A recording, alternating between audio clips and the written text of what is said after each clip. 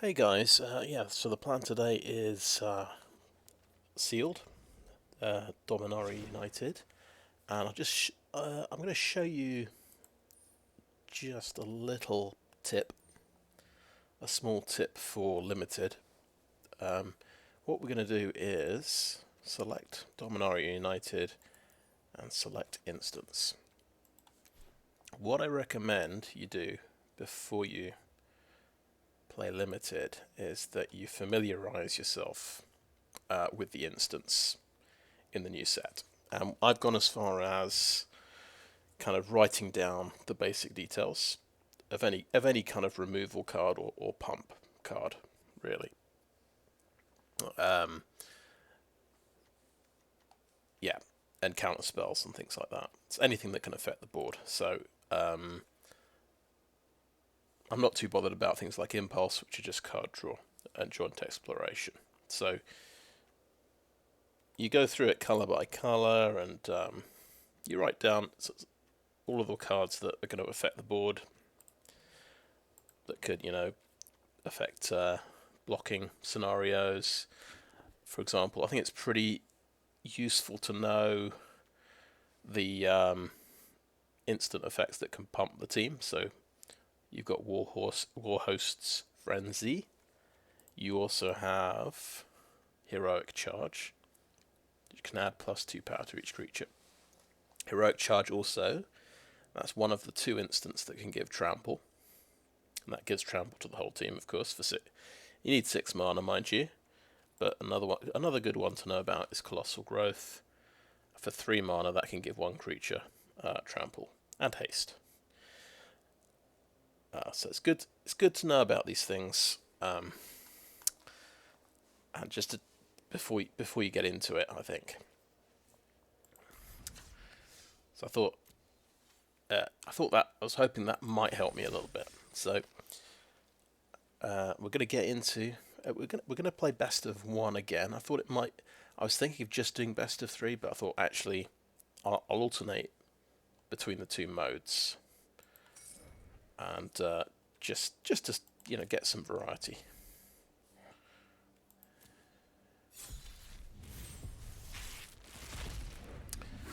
Okay, that's very interesting, isn't it? We've got 2 lands. We've got 2 Valiant Veterans. Oh my goodness! So these guys pump soldiers and they cost 2 mana. Well, hopefully we get lots of soldiers. Pretty nice. Does this give me soldiers? That would be nice. Oh, looks like this finds planeswalkers, and we didn't get any planeswalkers. That's unfortunate. Yeah, it's literally every chapter only affects planeswalkers, so we can forget this card. We got the red-green land, we got the blue-red land, and then we got Soul of Windgrace, which is red-green but then black. So Karplusan for us could help with this. Cat Avatar, legendary, 5/4. Right, whenever it enters the battlefield or attacks, you may put a land card from a graveyard onto the battlefield tapped and under your control. That's good. Discard a land card to gain 3 life. So you can discard it, gain 3 life, attack, put it into play. Pretty nice. You can use red mana to discard a land card and draw a card. A bit of red card draw. Interesting. And finally, 2 mana and black. Discard a land card. Soul of Windgrace gains indestructible at the end of turn and tap it. Okay. Pretty good. 4 mana, 5/4 with some nice abilities. Works well with a self-mill deck, so when it enters the board you could ramp out a land.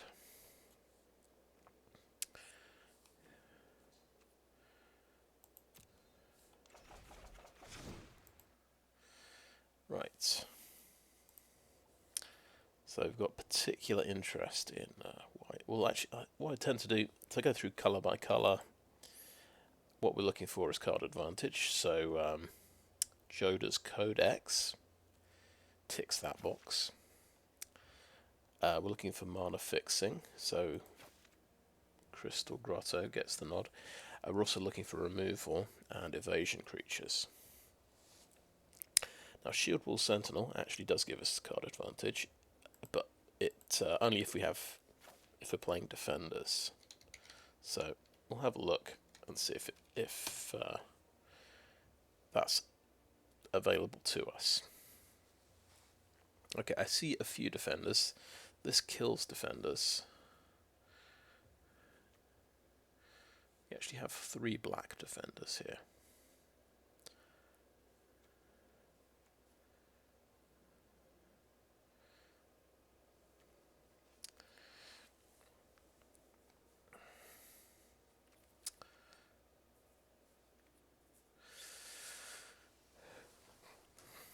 It looks plausible. We've got the other good defender payoff card.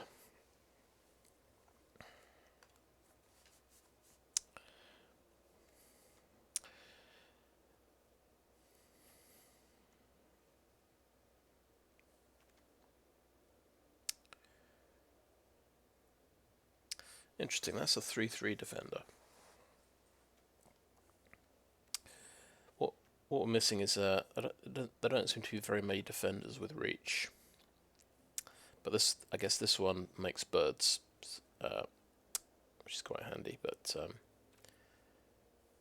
if we went 4 colours, we could have 3, 4, 5, 6, 7, 8, 9. 9 defenders, so that's maybe playable. And if we were just going white-black, then it's 7 defenders. So that kind of seems plausible. We might be able to make that work.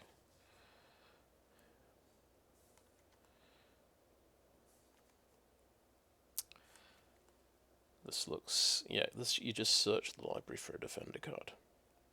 It's pretty interesting. I think I'm going to include this one. I'll tell you what, we're particularly interested in soldiers. We're going to look for that. Oh, that's not terrible, is it? Okay, there's the two we've already seen. That makes a 1/1 soldier. That is a soldier. That makes 3 1/1 soldiers. That's really good. 2 1/1 soldiers, but it's a warrior, of course. And he's a soldier who makes soldiers.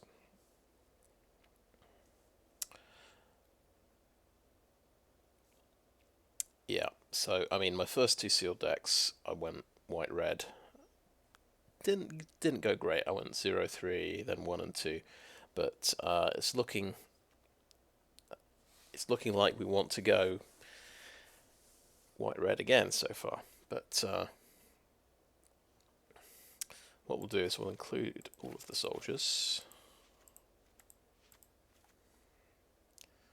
But it's probably slightly more exciting than the defender deck.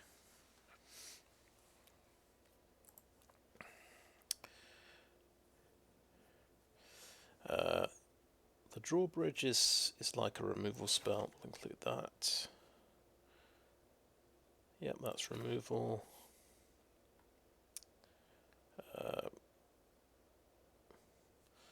That one's not particularly interesting. The missionary is really good.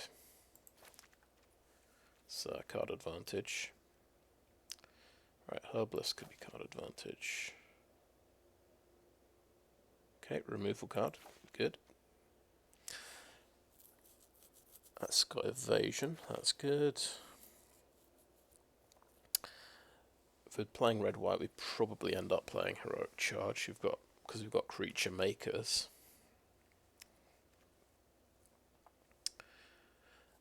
Very nice. We have another white removal card. All we've done is look at really white and 2. It was 3, wasn't it? Because we got Artillery Blast as well. 3 removal cards. 4 if you count the Clockwork Drawbridge, which we probably won't play because it's quite mana intensive.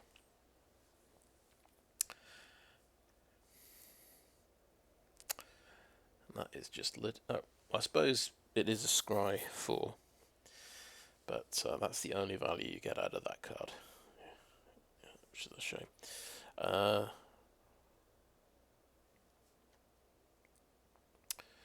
think I'm just going to include the heroic charges because they seem to be synergized with the soldier plan.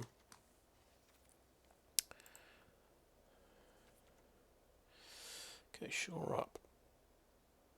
It's pretty good.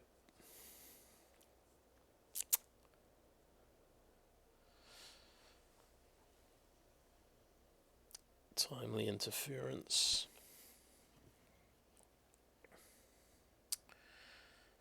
It's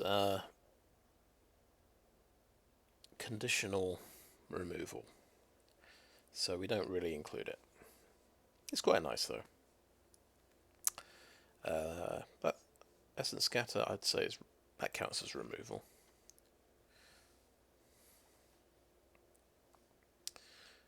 Okay. This seems like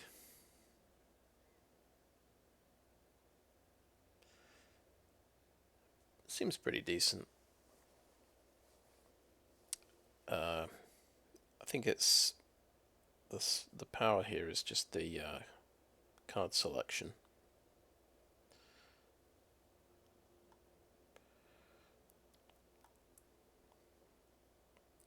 Getting to choose something from your graveyard. I think that's quite good.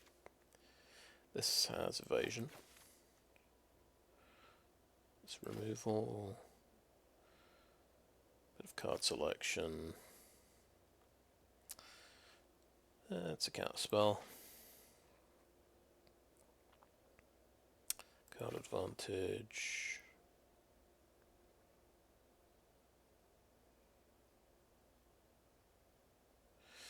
Okay, bit of card selection. Doesn't draw you the card, but it's not bad.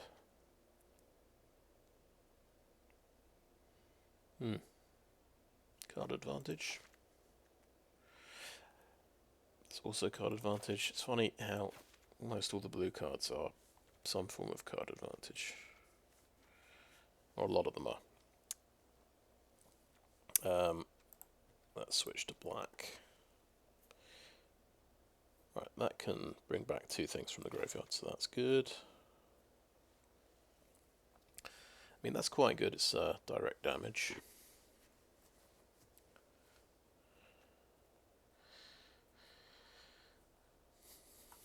It's kind of a removal card.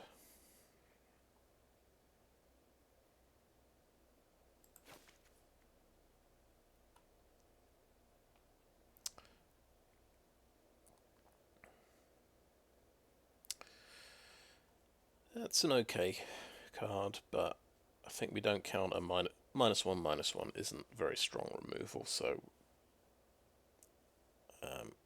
we don't count it. Yep. Pretty aggressive creature. That's removal. Wow. Okay. A legitimate sweeper. -2/-2 to everything. Yeah, that's rather good. Lets you sack things to draw cards, so that's kind of useful. Yeah, that's possibly giving you card advantage. That draws a card. That's got flying, so that's evasion. But yeah, not too excited by Writhing Necromass, to be honest. Right, on to red. Removal, -2 toughness. Okay, this has got haste. That's quite good. And you can pump it. So it trades up. So pretty good card, but maybe we don't consider it just yet. And this one's a combat trick with Scry 1. Not too bad. But this is just doing 1 damage to all my opponent's creatures. That's pretty good.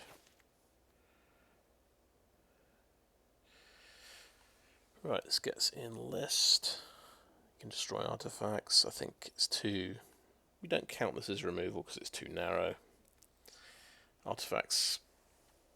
This isn't one of those sets where every other creature is an artifact creature, so we don't count that. Dragon Whelp. I haven't seen this guy for a while, so yeah, that's evasion.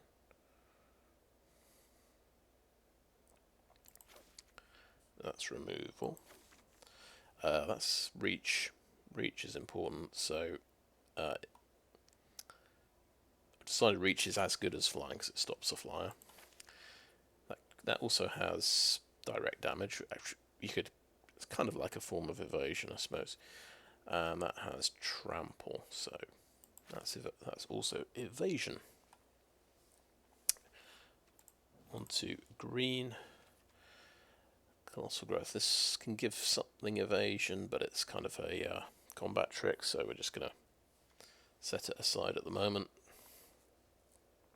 This is pretty good. This is Floriferous Vine Wall is card advantage, mana fixing, pretty good. That's card advantage. So that can copy a creature. I mean, you'd have to pay 7 mana, but still pretty good. Tortoise, not that interesting. Crusher, not that interesting. I see some pretty spicy multicolored cards, so we'll just look at the anything multicolored now. Yeah, this is pretty great. I think any cheap creature with Death Touch is like a removal spell, and it's doing direct damage as well, potentially, which is like evasion. Rona Sheoldred's Faithful. Right. When you cast instant or sorcery, each opponent loses 1 life. So that is pseudo evasion.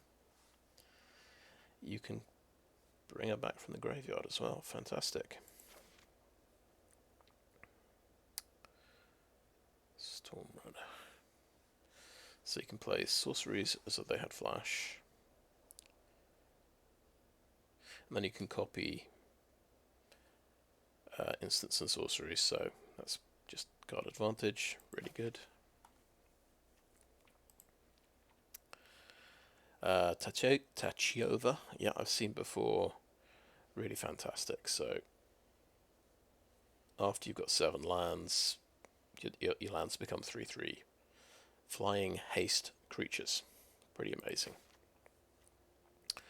And Soul of Windgrace is serious card advantage. Just have a look at the lands. And we'll just add all of them.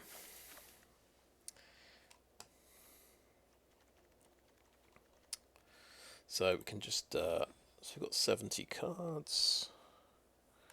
We can sort of have a look here just to get a vague idea of where we might be going. Only 5 green cards, I noticed, so we probably cut green. We'll just have another look at what we've left out. So yeah, it's the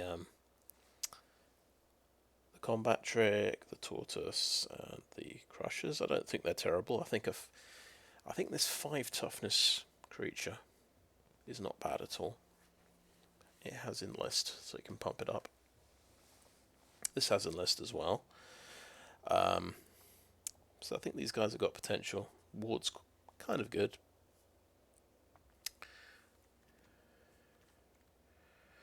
But we will tell you what, we will cut green for the moment.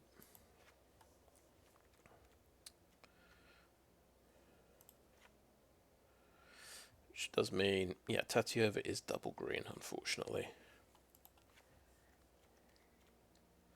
But it just might not be the game for Tatyova.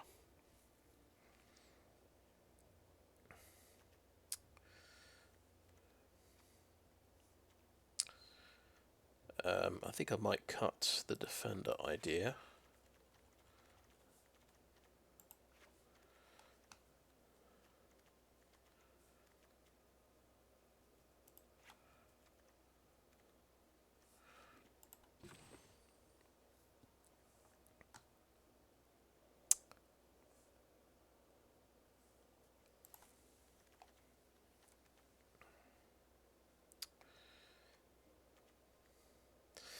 And we can have a think about how many colours we can run. We could, are we going to go for 2 or 3?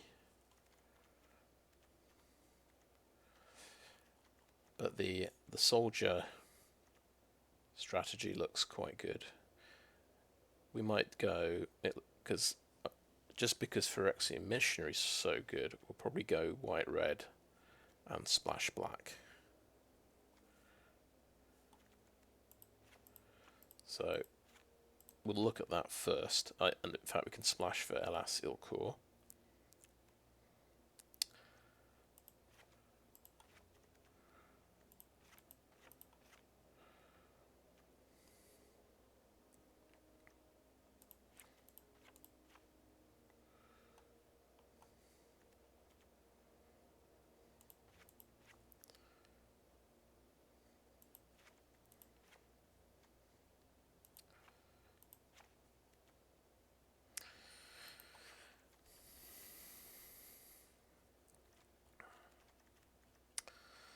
That gets it down to 42 cards.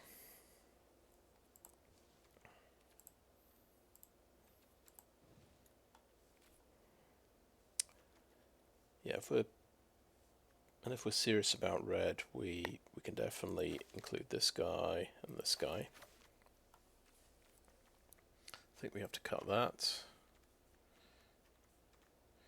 Probably cut that, to be honest.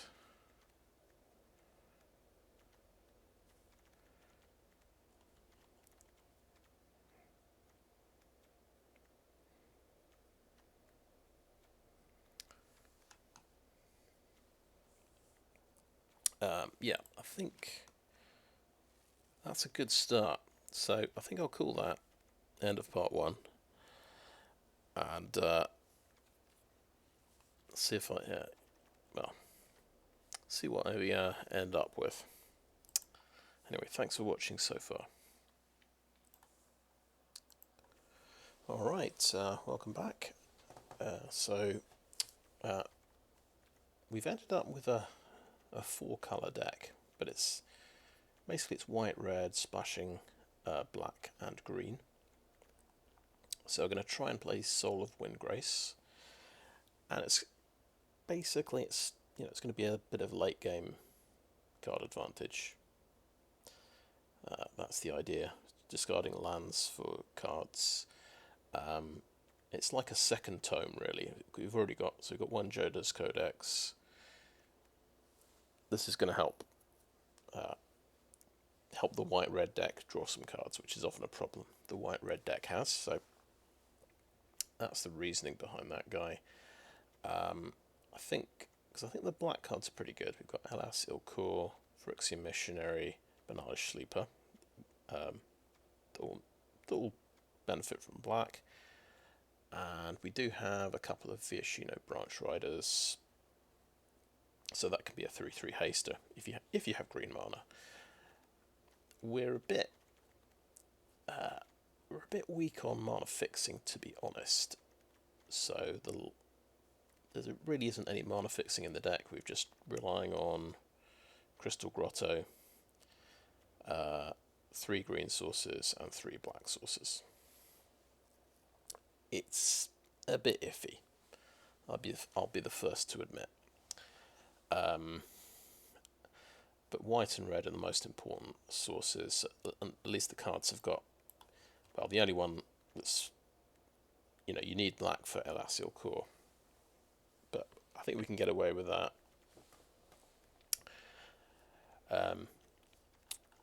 Yeah, so let's see, the red has, yeah, I've got 8 sources of red,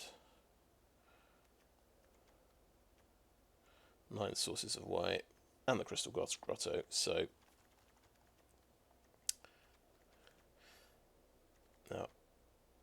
now I think that makes sense because we do have a lot of double white. We've got Citizen's Rest and 2 Heroic Charge. We do have Dragon Whelp as well. It's just that, yeah, we've got some 1 mana red cards. I think I'd somehow favour the white mana for my removal spells.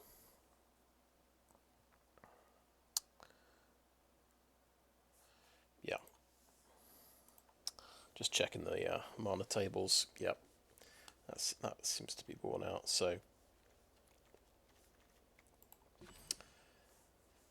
And yeah, because we are running 45 cards, we're up to 19 land. So basically, you usually have 17 cards. Every 5 cards, I try to add 2 lands and 3 for every 3 cards.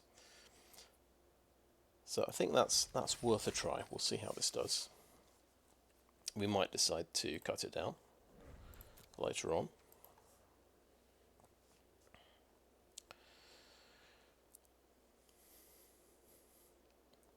So, first 2 sealed tournaments, I did white-red.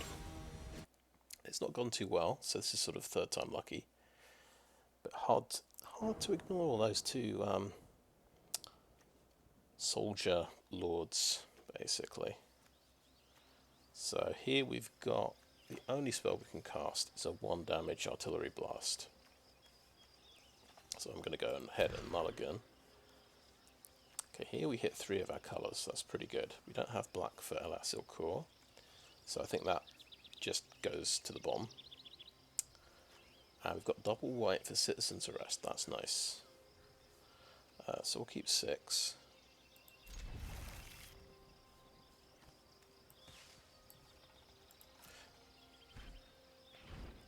There's a question here whether we go for turn 1 Branch Rider or turn 4 Branch Rider.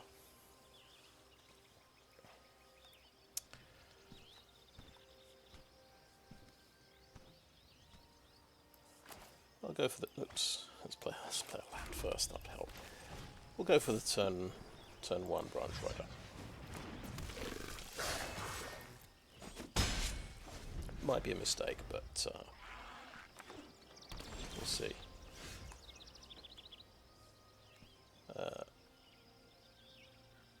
Now, tap land or...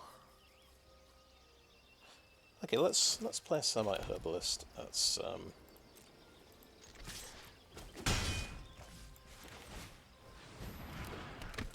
because we might draw an untapped land. You never know.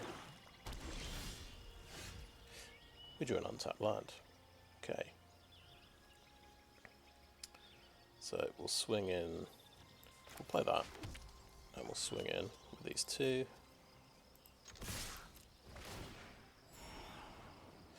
Do we want another land?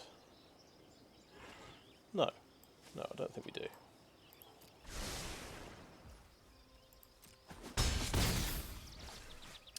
So play the Cavalier.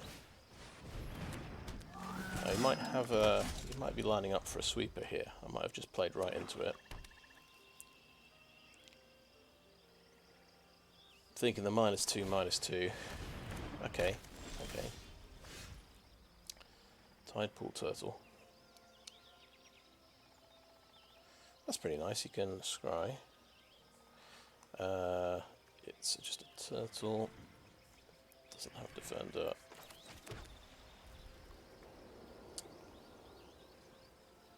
Right. Do we Citizen's Arrest in order to get through loads of damage? I think so.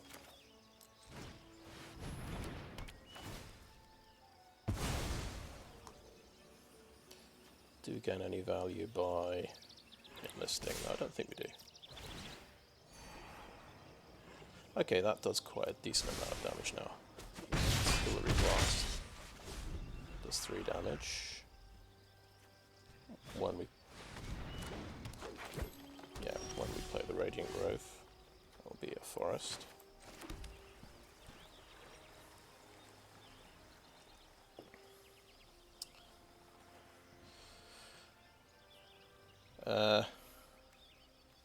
We could double spell to kill this straight away, and then we get through with 6 damage.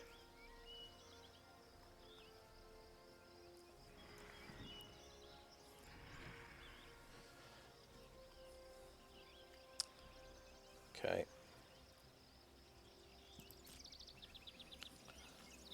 I'm going to swing with this, and with this.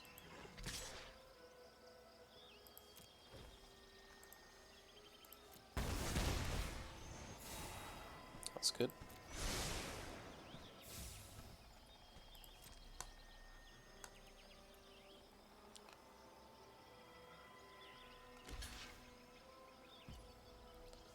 Okay.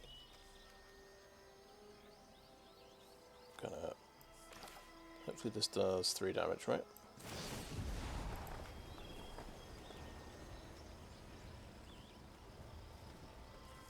Tapped creature. I just messed up. Yeah, never mind.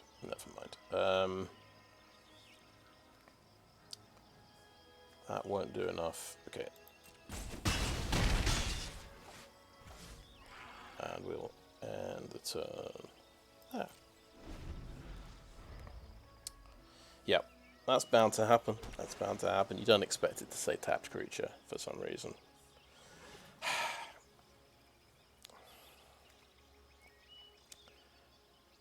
So you can kind of put something on the top. Okay, that's pretty nice.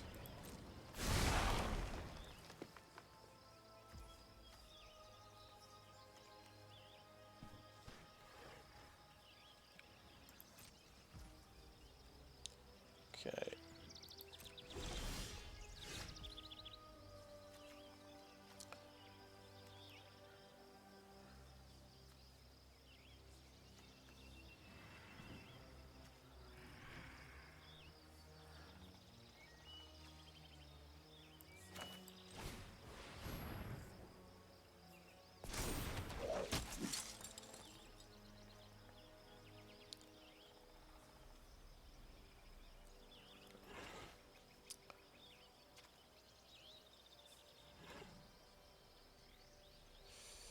He's got a good defender there, and I don't think there's anything I can do about that.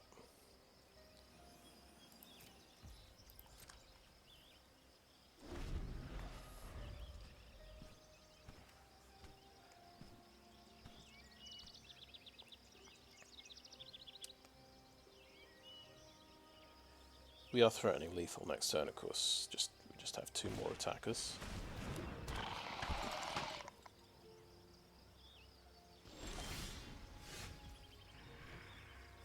That's nice because it scries. So let's do a bit of a scry. Oh, that could be very good.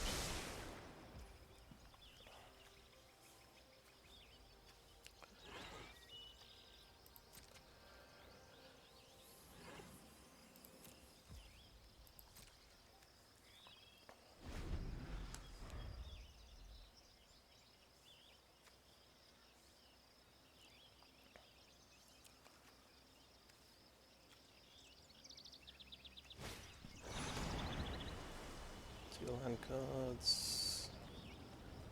Nice, it's quite a nice domain deck he's got.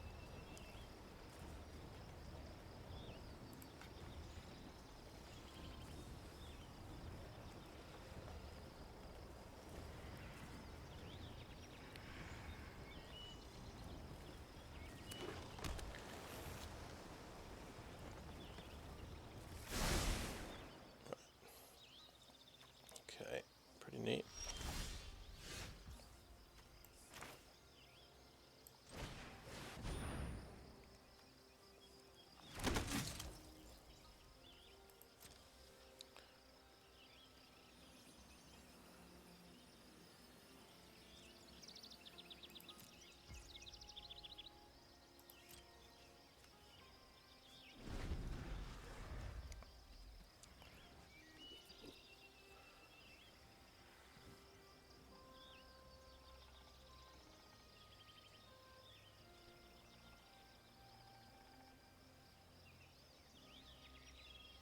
So he's looking at 8 damage going through. That's getting stunned. Okay. He's now looking at 6 damage going through. He's got 6 mana and 3 cards.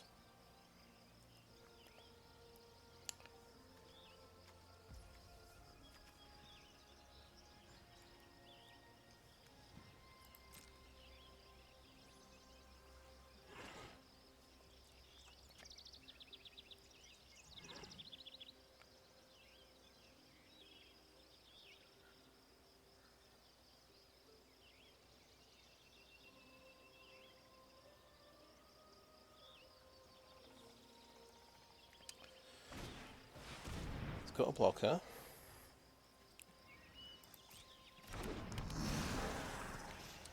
So 4 damage is getting through exactly.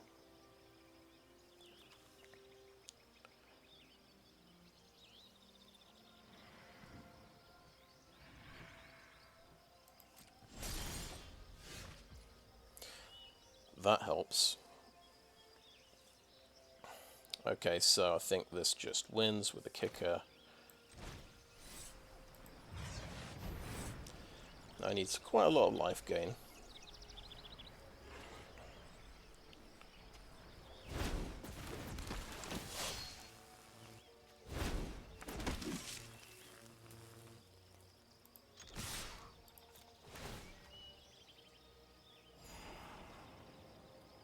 Sure.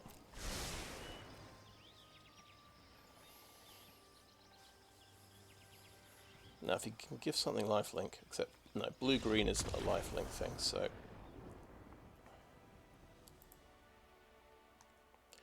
Okay, that's, you know, red-white aggro doing what it's supposed to do. That's my first win in 4 games in best of 1 with red-white aggro.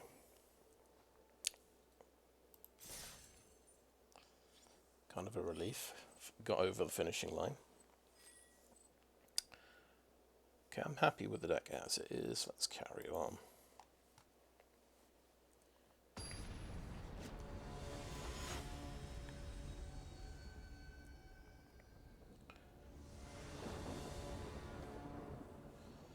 Okay, 2 land, no white mana. Can play 1 card.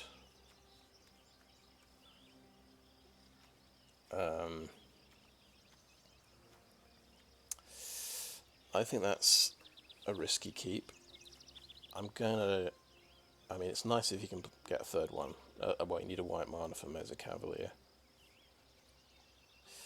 Let's call it a mulligan. Okay, it's the same again. It's red and black. We can't cast a white spell. It is just determined to mess me up, I think. We'll play... Yeah, we'll keep 6. And the Jodas Codex will go on the bottom. That's the most expensive spell. And we'll just try and survive.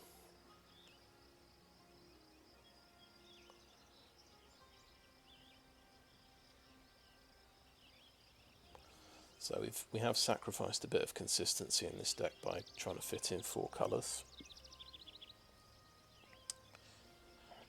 We don't really have any cheap fixers in the deck either.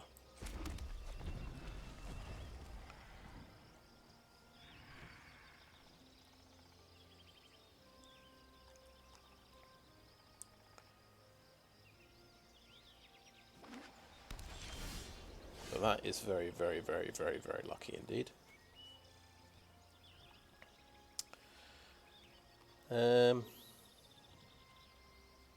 Steel Crusher or Herbalist? I think I prefer the Steel Crusher first.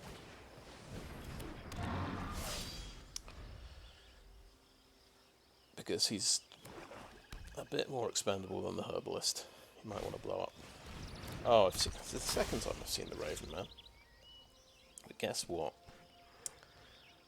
He has 1 toughness. Right. And all his birds have 1 toughness as well. Now, we could... See, this is This is very cheeky. We could wait, but then he's playing black. He could have more card remove, more hand removal. I'm going to go ahead and smash him to dust. Straight off the bat.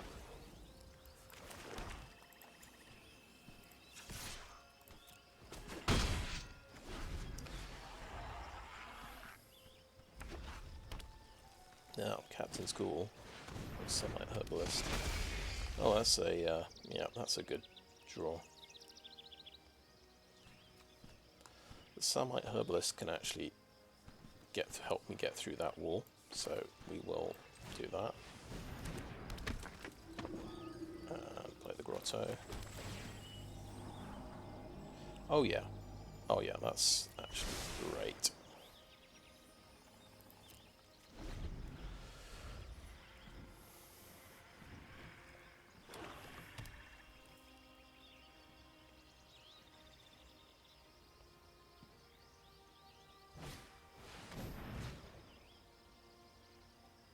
Okay, can sacrifice it. He's gone to 2. He's brought back the Raven King, of course. Okay.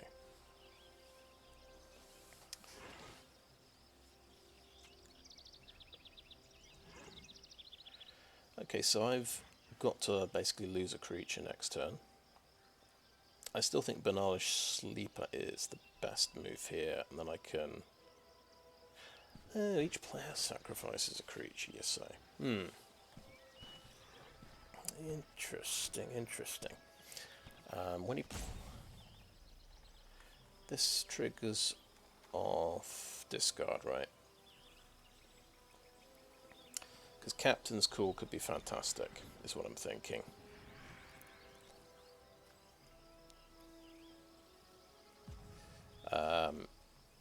So if I attack, let's do it this way. This guy doesn't enlist. This one helps him up. Great, that is fantastic.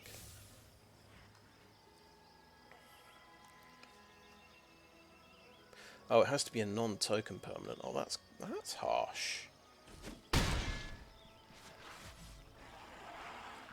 So,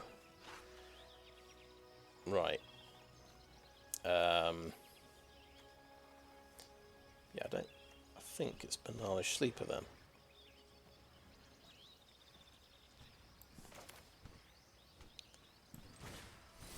Kick it.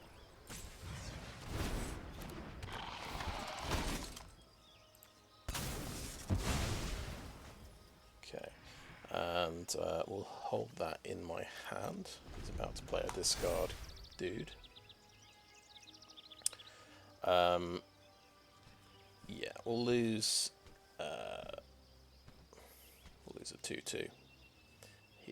I lose 2 life and he draws a card. Well, I can lose a 2/2. It's not a disaster.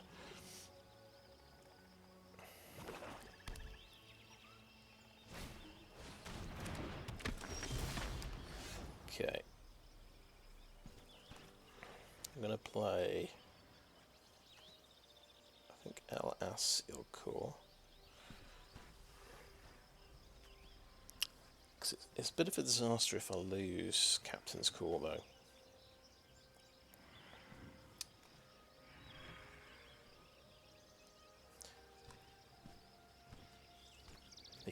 Right, I'm going to attack with the Herbalist.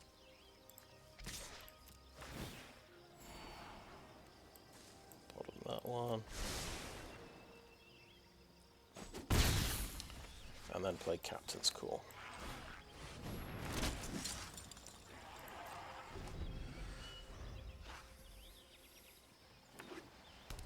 He's got 3 cards left. Can make me discard. Alright, he's got a 1/1 flyer. Death Touch. He's got a 4/4. Okay, he's got some serious stuff. So he's not going to make me discard this turn, which is pretty exciting. Okay, I have a good card.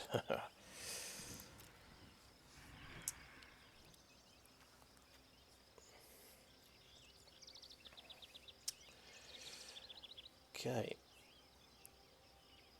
Elasil Core comes out. Yes.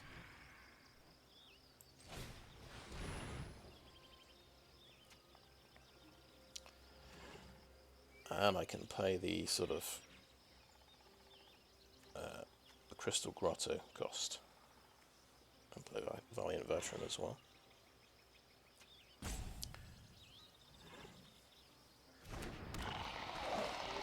And the tax.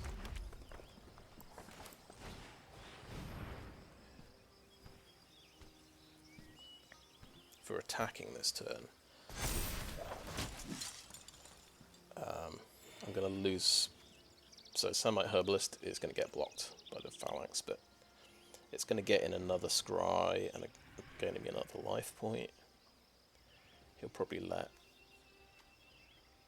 Well, he might trade off there, that's fine. And I think 4 damage is going to go through. So there's no more in list, unfortunately, so I'm just going to sacrifice the Herbalist, do a bit more scrying, because it seems pretty good. Okie doke, that's going to do 3 damage. To attack creature, mind you, but...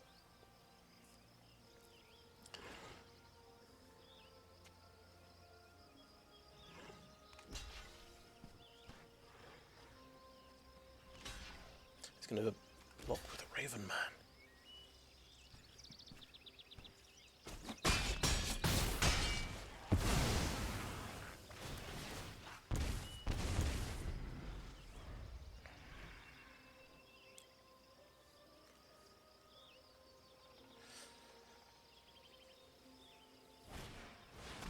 Okay. Yeah. Attracting some heavy duty removal. That has vigilance, how annoying. I can't kill that. Yeah, so yeah. Artillery Blast was not a good choice.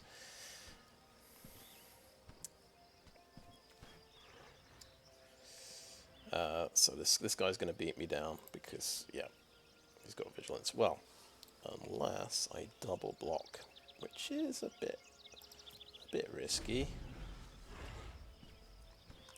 He's only got 2 cards left. Could he have a combat trick?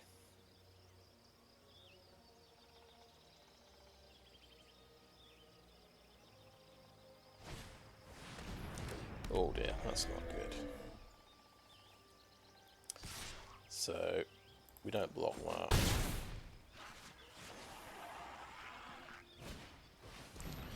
Oh, that's not good either.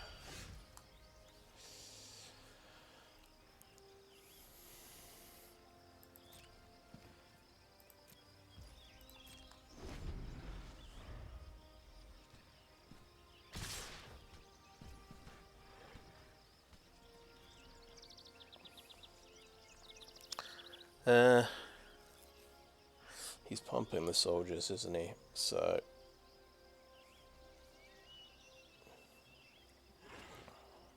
not much good sending him to the graveyard, I'm thinking.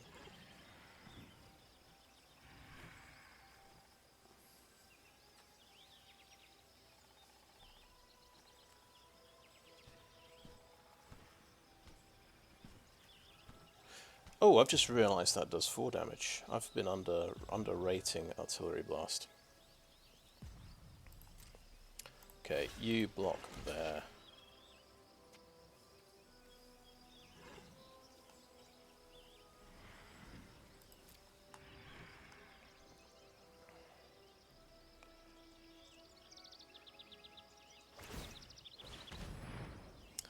Pump Knight. So 7 damage. 10 damage. 11 damage.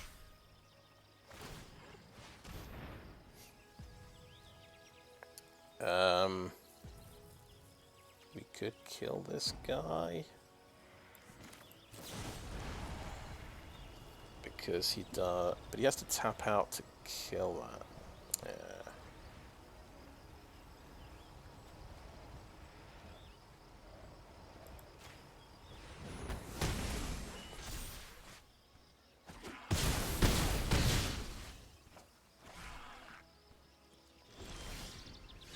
No, we top decked a land. That's no good.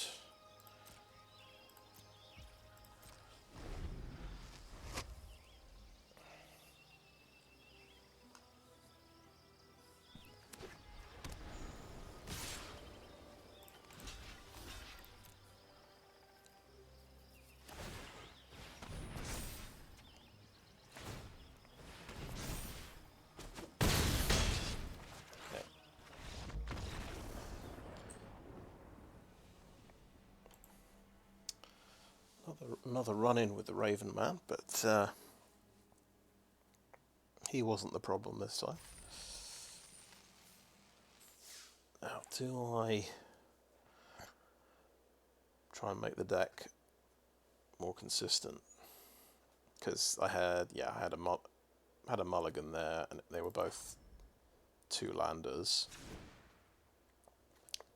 We can kind of, we could take the fun stuff out of the deck. We could take out 2 Branch Riders and Soul of Windgrace. That would cut all the green out of the deck. We could cut these 3 lands, but I suppose it slightly hurts the domain part of the deck, but I don't know if that's a big deal.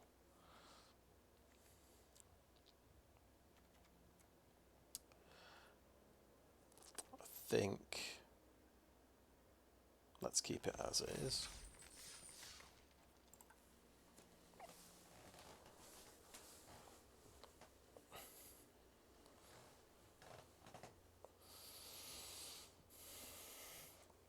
But yeah, Artillery Strike feels a bit dubious, I've got to say.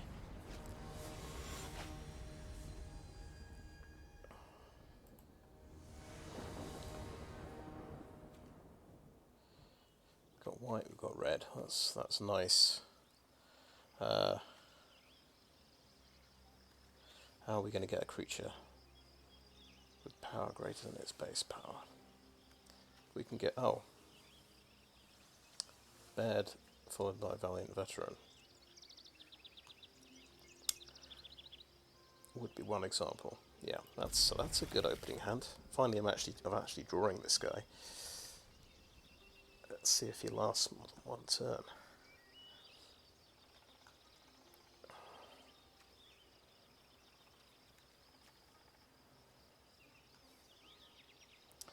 We are missing black mana for the kicker, and at least we're seeing this card, I guess.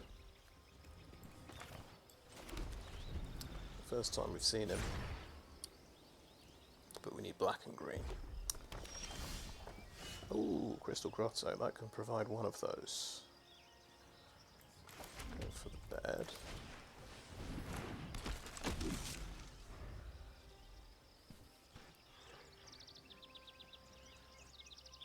Maybe the Valiant Veteran against red.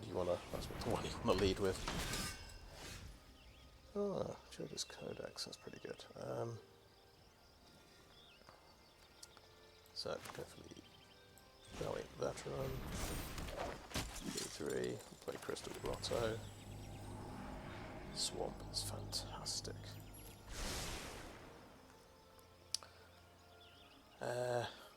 Swing for 3.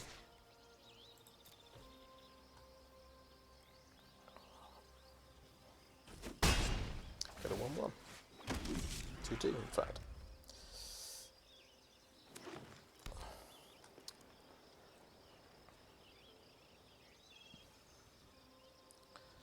And we'll Phyrexian Missionary, whoever gets blown up.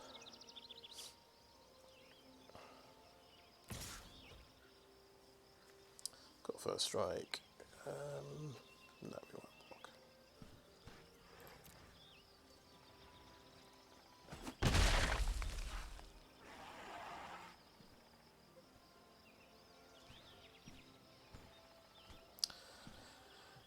Could have double blocked, because he's probably going to kill Valiant Veteran, and then my Phyrexian Missionary actually has a target next turn, because unfortunately I kind of do nothing this turn.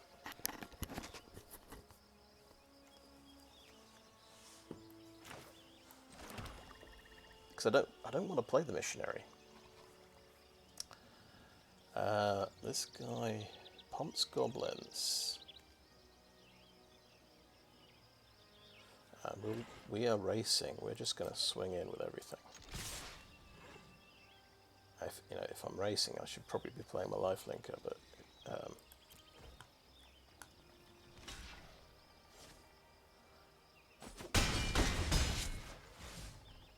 okay, we'll end the turn. There we go. We've got a blocker, so that's something.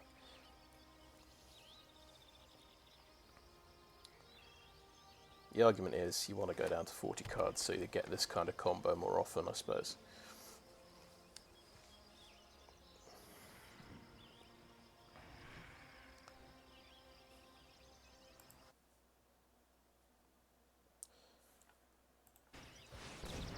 Oh, that's a big deal. So 4/4 menace, legendary goblin.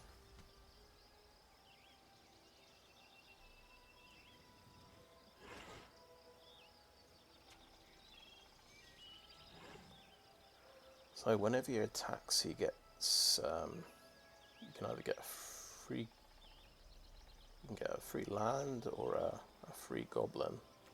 That's pretty sweet. That goes really well with his Horde Master.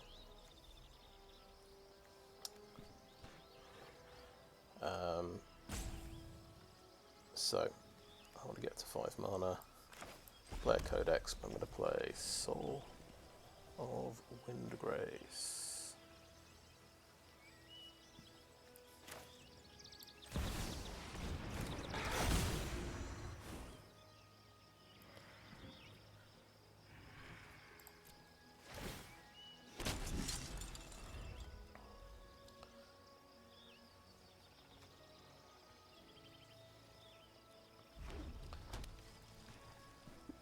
So I could discard a land card to draw a card, then attack with them.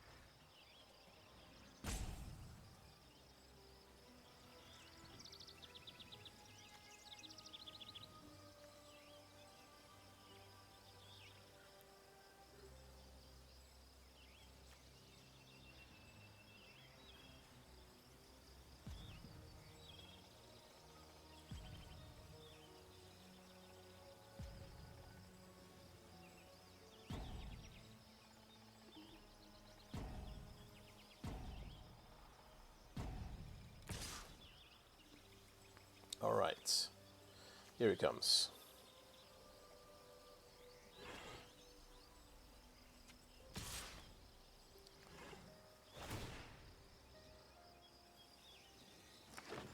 Okay, he's got his land into play.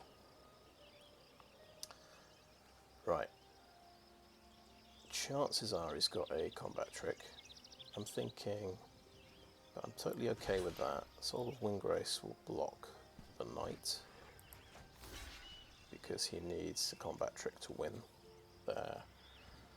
I think a couple of 2/2s block the goblin, and we just see what he's got.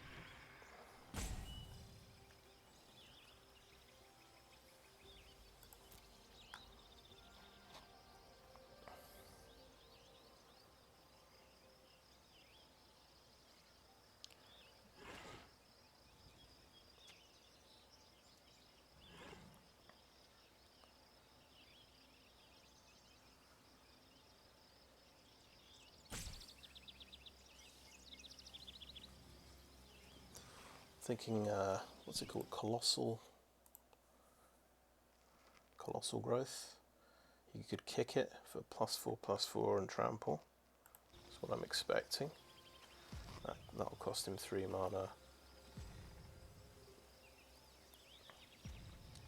Just depends on which one he wants to save. Warhost's Frenzy, very nice. So, didn't have the black kicker there. he wins. So he wins this fight. Twin Inferno, so the double strike. Okay, he had 2 combat tricks, and he wins both of those. That's fine. It happens. So, Phyrexian Missionary brings back Soul of Windgrace, which is pretty cool. I think I just swing in with everything.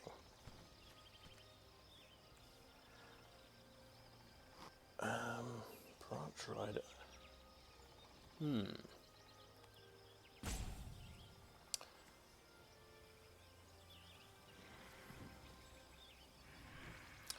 I'm on 18 life, to be honest, so that's quite a lot.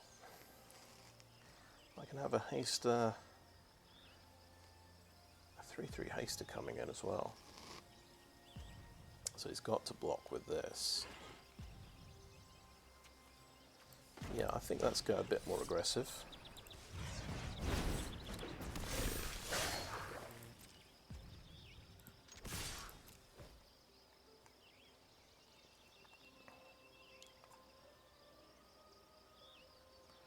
And we can do the missionary next turn.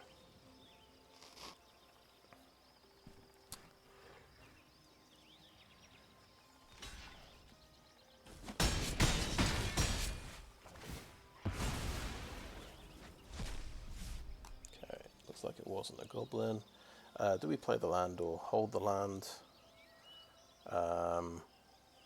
We'll hold the land. We get a blocker.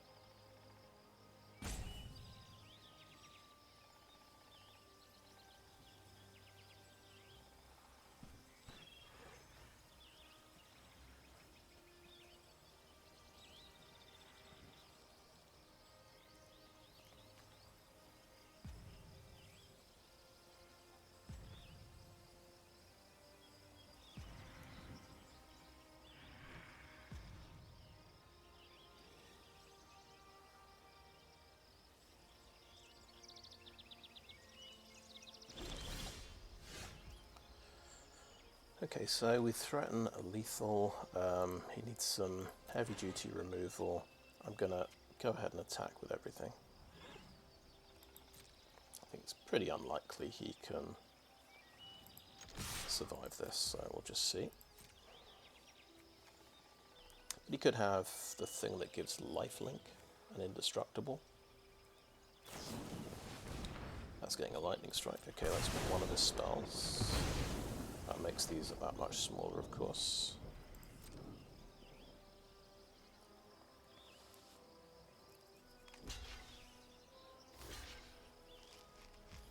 So Baird is going to die. Oh, interestingly, that is instant speed, isn't it? If I'd played my planes, I could have done that at instant speed to get 3/3, but then he can still make that a 3/3 first strike. Yeah, fair enough. So Baird is down. These guys trade off. Another combat trick. Another combat trick. Alright. Fair play. 2 damage through. Okay. We can do this for 4 mana and play out Baird again, I think. Right. Can we just tap the... Yeah, we need to play our planes. Can we tap the Crystal Grotto like that? Yeah. And then kick this guy. Yeah, that's good.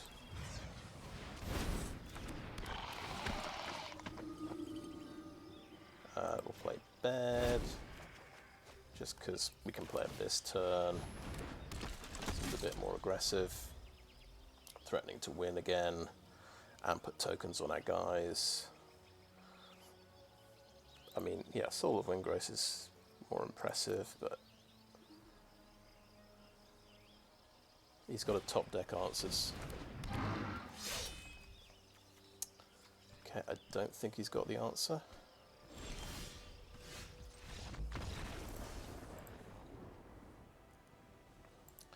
Impressive number of combat tricks there.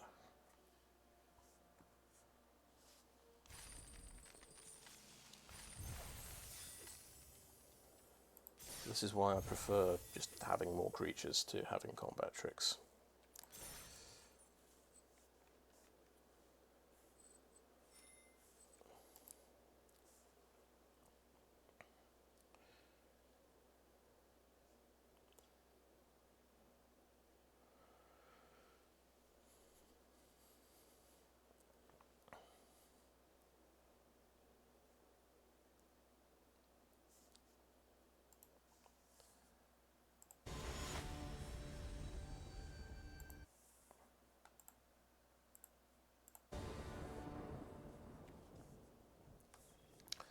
Okay, tap land, pain land, and a swamp. That's actually really good. That's all the colours in my deck. The only thing is we do need double white. We need another white mana at some point. We need double red as well. We've got Dragon Whelp. But very good hand. Got a 2-drop, got a 3-drop.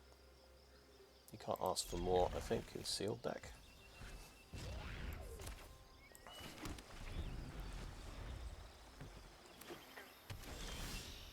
There's double white.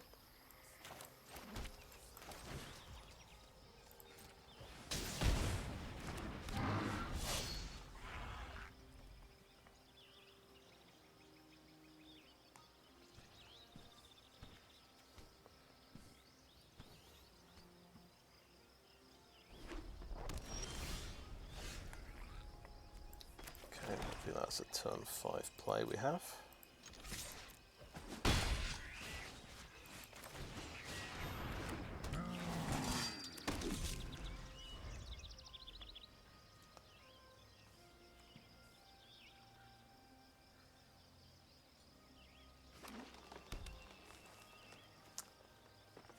Yeah, he's had 3 tap lands, which is not ideal.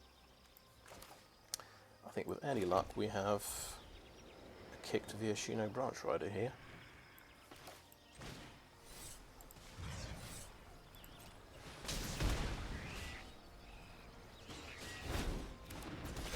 Fast start.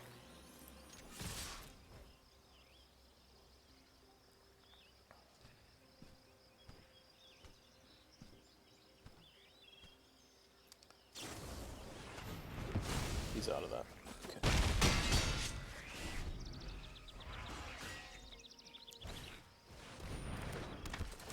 2/1 flyer.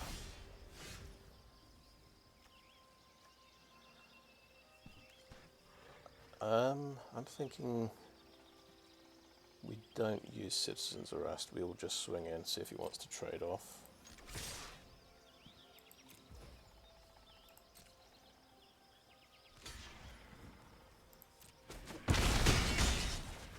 So I think that's a reasonable trade.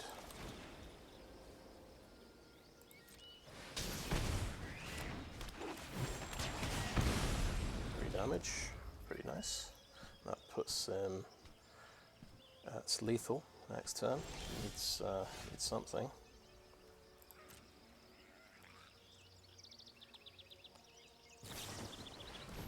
Oh, stall for time. Yeah, that's good.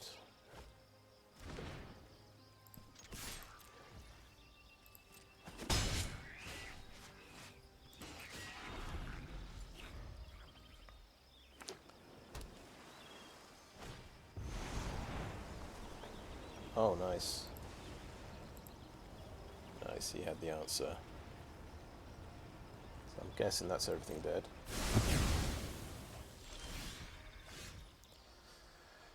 Do we play the plains? Do we play the plains?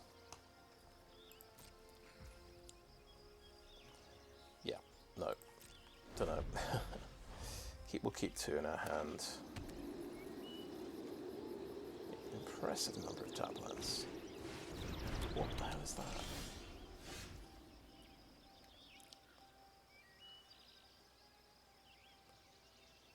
Okay, can I get it?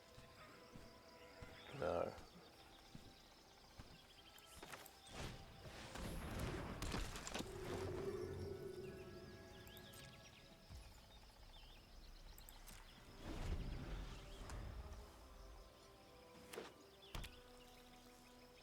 It's another tap land, by the way. Okay, that's nice, and then you do that, and then you get it again. Nice, love it.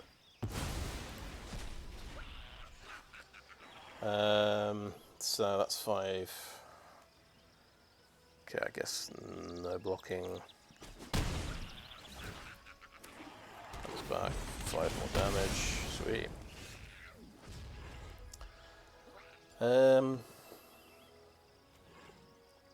Okay.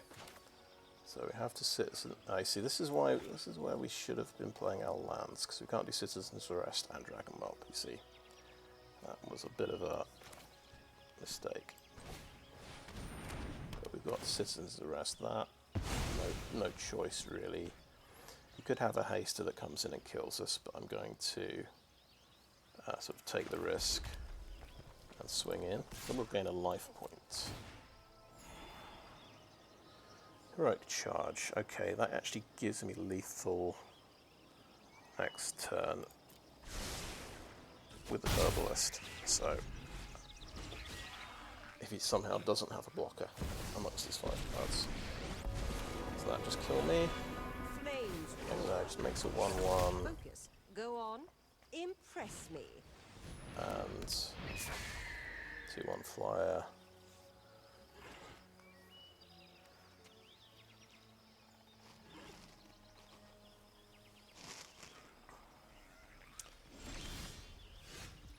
Okay.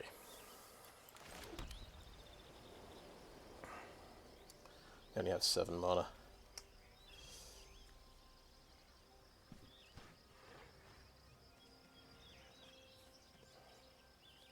So what's he threatening next turn? 5 damage.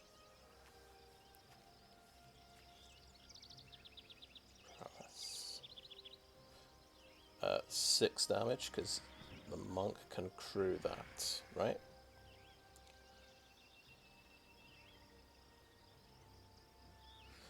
So yeah, I can blow up one of my creatures next turn equal to the number of attacking creatures. So he'll have 3 attacking creatures, so he can do 3 damage. He can in fact blow up the Dragon Whelp.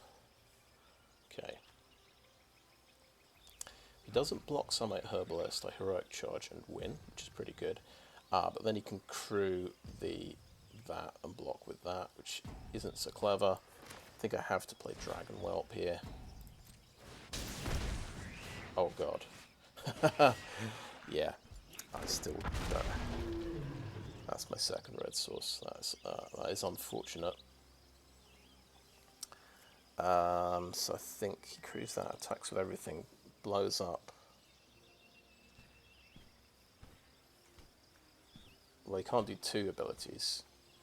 That's a good point. He can't do 2 abilities. I'm not going to attack because of the problem with just that running into Golden Argosy. Yeah. So this has been a strange game, but yeah, he had a black rare sweeper, which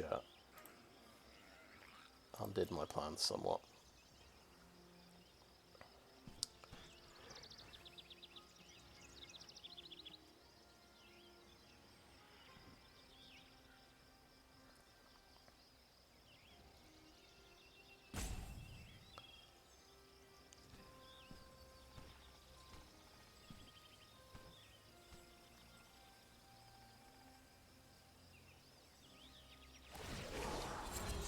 Gonna look for cards, okay. I improvise better than most people plan.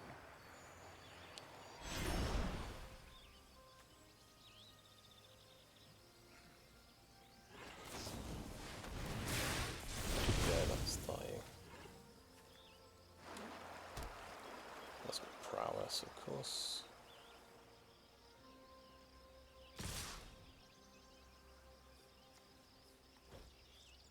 Have to block there or we die.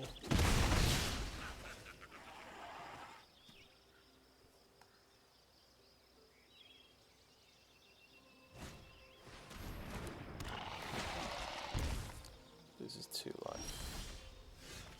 There was a top deck there. I think if I top decked one of these, 3/3 with heroic charge, could potentially get it done.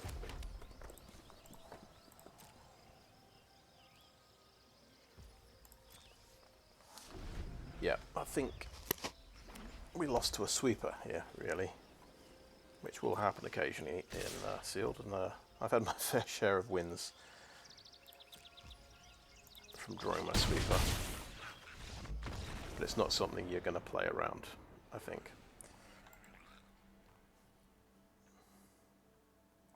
Apart from the 1 damage to everything sweeper, which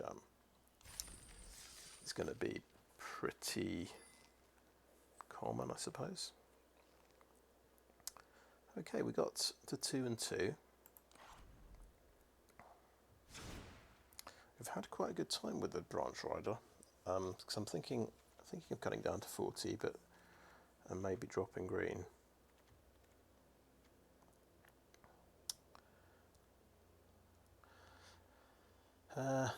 We could drop 1 heroic charge. We could drop dragon. Seems crazy to drop dragon whelp.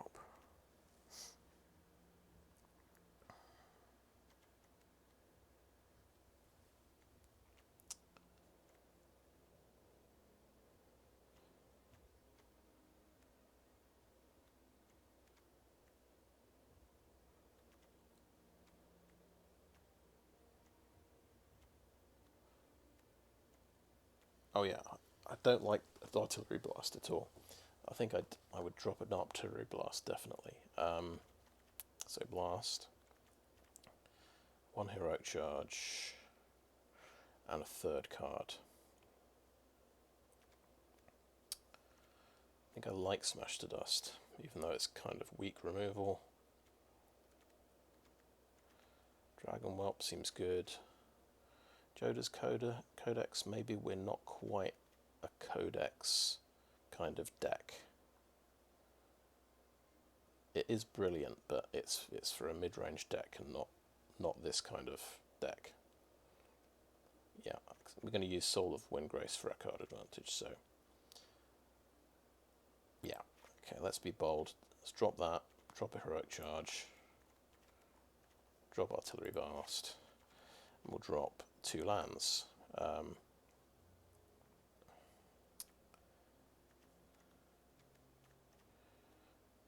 Keep 2 swamps. Do we drop mountain plains?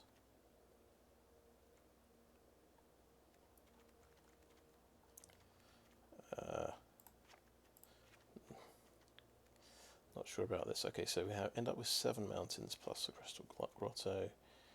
5, 6, 7, 8 plains plus Crystal Grotto. Okay, we'll say that that's okay.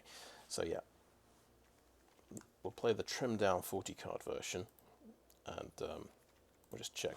Yeah, I've got 17 land. Okay, cool.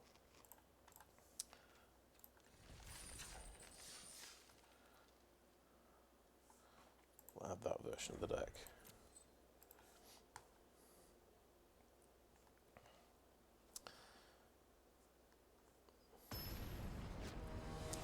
Oh, don't get me wrong, that Codex is absolutely fantastic. But we're playing a bit of aggro, definitely. We're going definitely towards the aggro side of things.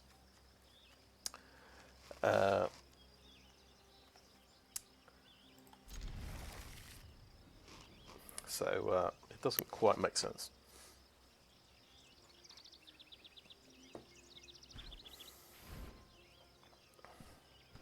Potentially it's just, a dead card. Right, so we can start with the tap land. Get turn 2, Elas Ilkor.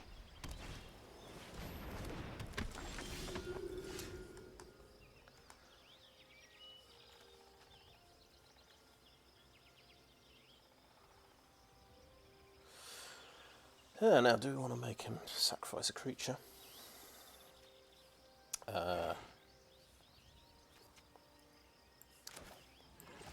Maybe we do. Maybe we play Elas Ilkor first.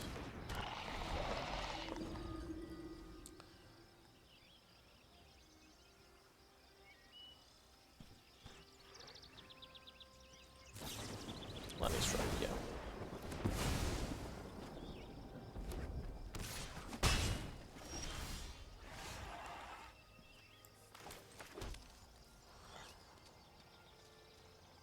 I think we'll be positive. We'll play the Argivian Cavalier.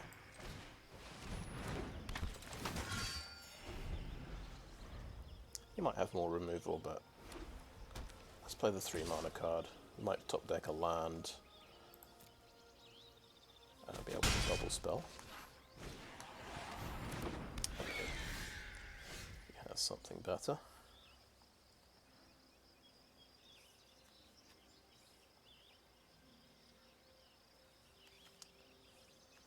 So Benalish Sleeper can sort of make him sacrifice.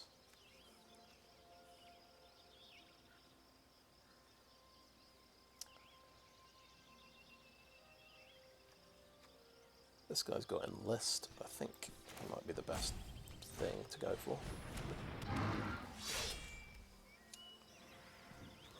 One Branch Rider. Not that excited about. When I just need 1 land and then he's a 3/3 haste. Okay, attacking with both. I'm going to go ahead and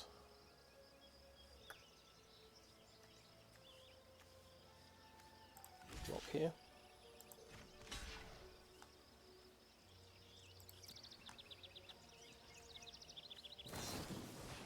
Battle Rage Blessing. Okay.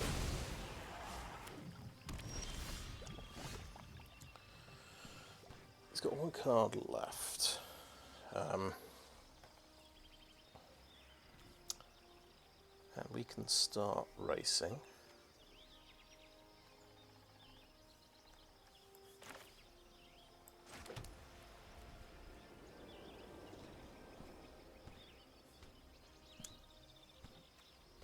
So I think, yeah, we go ahead and swing for 5.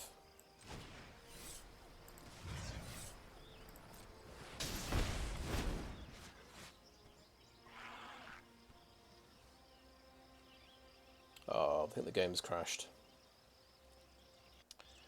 Okay, we'll give it a few seconds.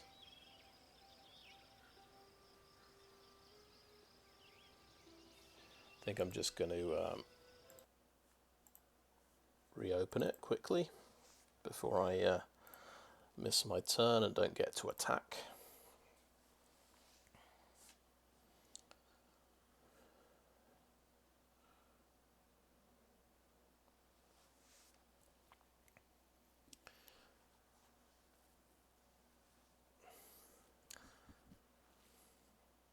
Quite an important turn.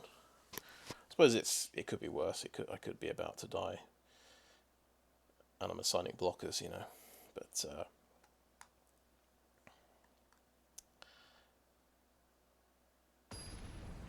no, right.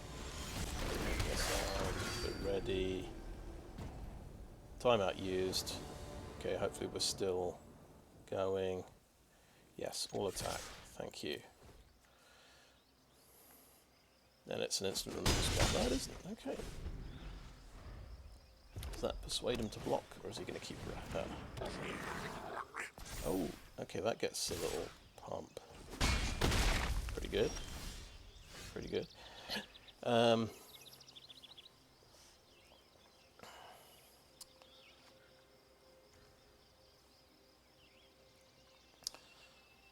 What can I do for 5 mana? That's cool.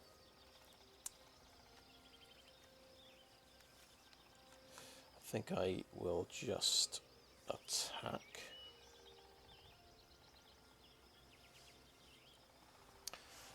Well, the Sleeper could come in and sacrifice, and then he loses a blocker and he can't trade off for the branch rider. I think that's quite a good move. So that's, yeah, that speaks to me.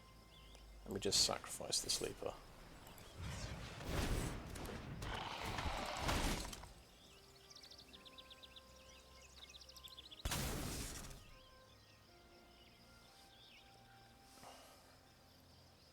So he's gone.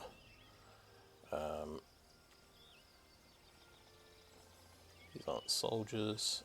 Doesn't matter too much, but I will swing in like that.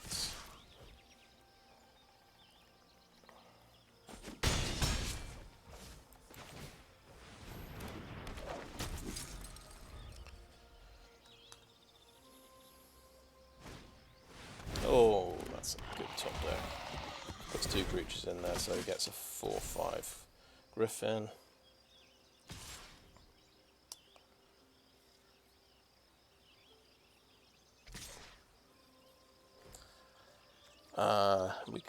We could trade off here.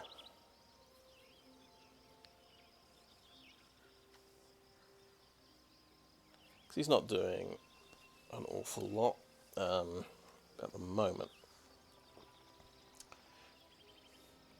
Can we take 6 damage is the question. And that can sacrifice something and become a 5/4. So we might sort of have to double block the horse at some point. I think because I can get him back easily, I'm going to block with a veteran.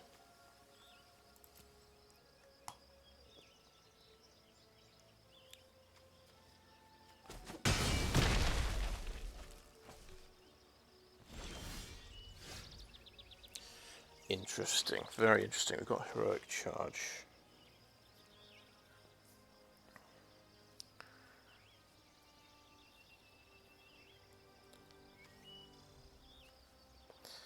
Is he going to keep top decking creatures, do we think?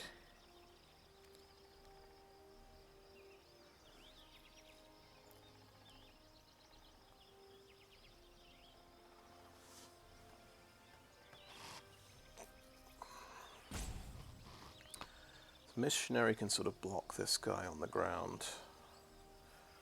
Between the two of them, that's sort of 5 damage. And it's gaining me a bit of life.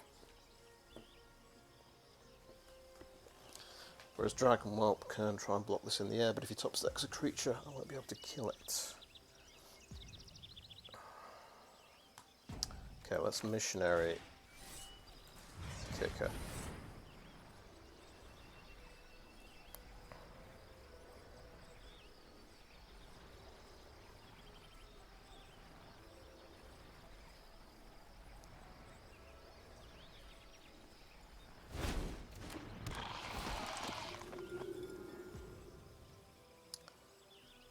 Okay, that could actually be really good.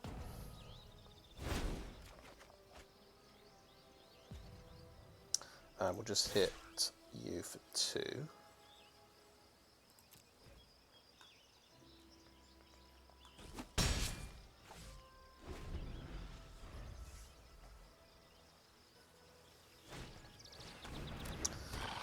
Oh, Spider Goblin. Okay, great. More stuff. So he's got 6 damage going through. That's obviously going to be a 5/4. I can sack that. You can get that, and that will make me do 4 damage. You can sack both of those, so that does 7 damage.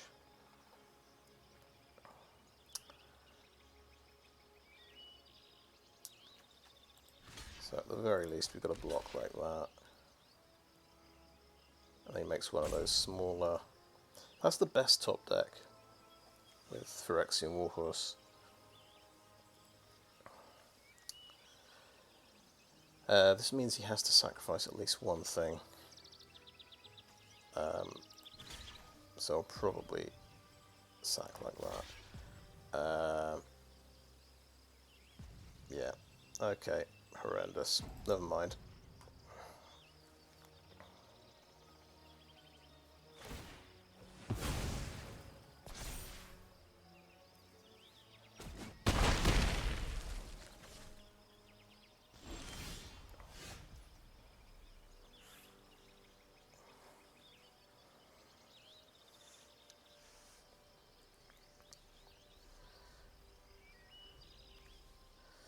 Can gain 4 life this turn with Heroic Charge.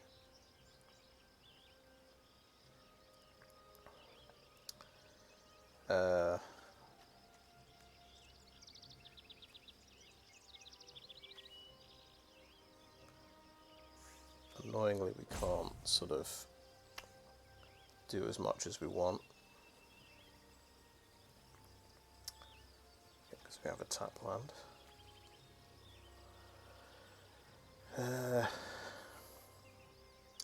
But this guy can block here. Missionary can block there.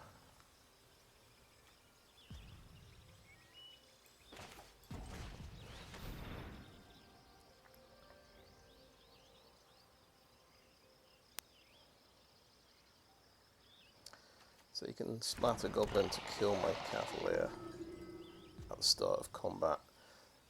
So I think there's no point not attacking with it. I can block him on the ground. You could sack that now just to kill my Cavalier. Okay, play the Sacred Peaks.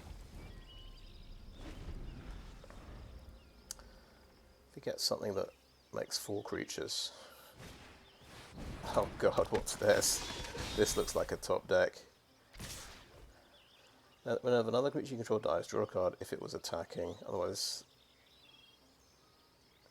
Okay. Right.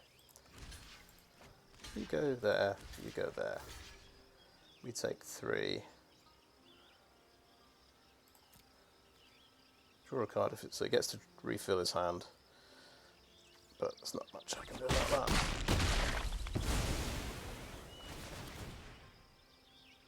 And he gets to blow that up. Draw 2 cards. Okay. Oh, Flowstone Infusion.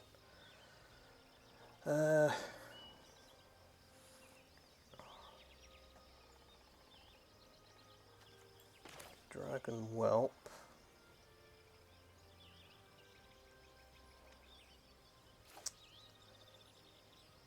Comes out. Because, yeah, we definitely don't win with charge. Maybe I need to do that last turn with a lifelink.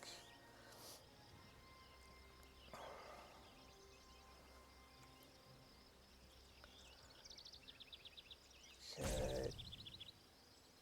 He's had a nice run of top decks, I think.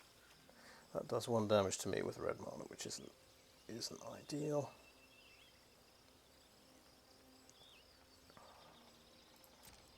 Just no attacks. Yeah, I think no attacks is the correct response here. Because potentially I can trade off with both of his guys. But he's obviously just drawn a bunch of cards. Oh, great. Sure. You in those 2 cards you got removal. Why not?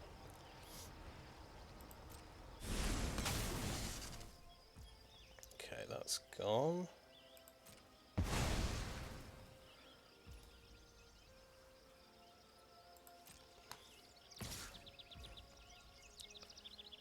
Okay, he's not going to attack with that. That's interesting.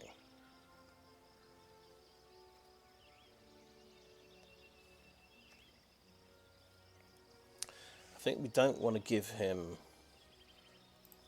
a card.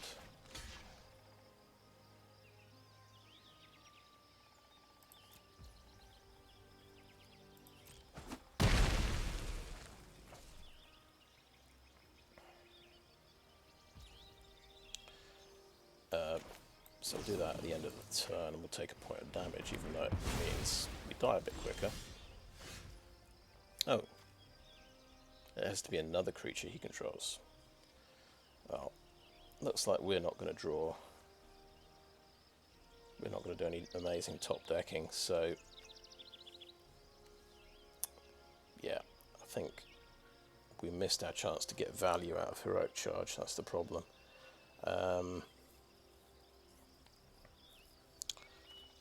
Don't think there's any harm in holding the land, so we'll just go next and so What have we dealt with this game? Ghana. Yeah. Warhorse is very good common. And just, yeah, 2-2 fire has been my doom.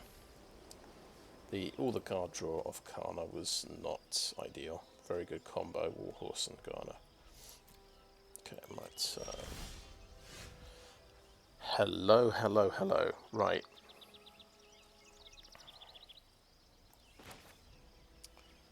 Seems like 5 damage. 4, 5, 6.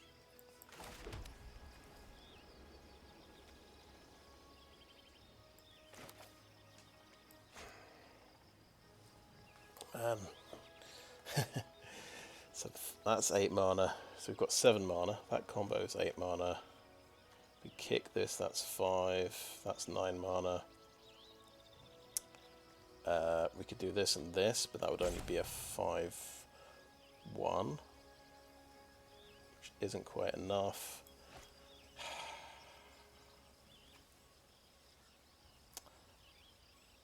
Feel like I'm missing something. This is quite complicated, but let's kick it.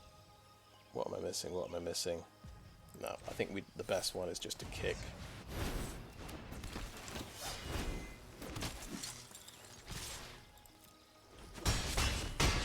We're agonizingly short, and he just needs 1 damage. He's got haste. He's got a combat trick. Oh no. We did it. Okay, I can't believe it. We top decked what we needed for a change.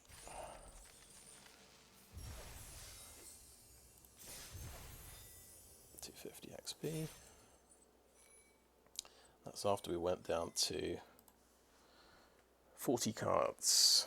Maybe it's the right choice.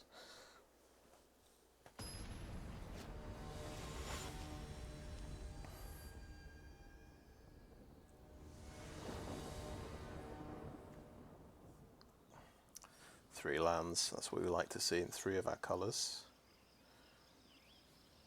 We've got the combo, we've got Baird and Valiant Veteran. Captain's Call to follow up, Heroic Charge looks good.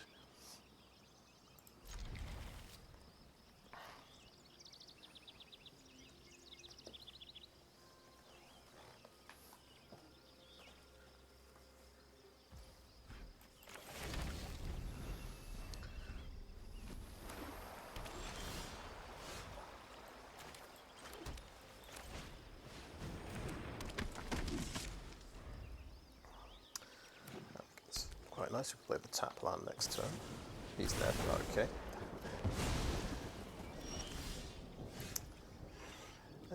Yeah, we'll play the tap land. Valiant Veteran.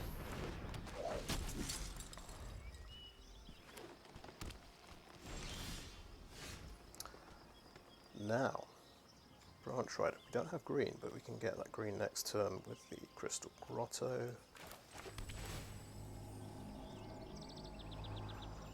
You don't need that swamp, I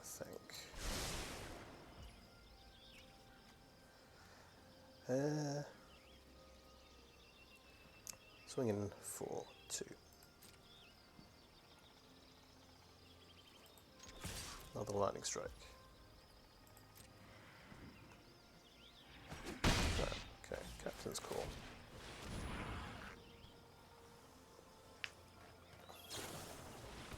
Okay, he's gonna ramp out some land.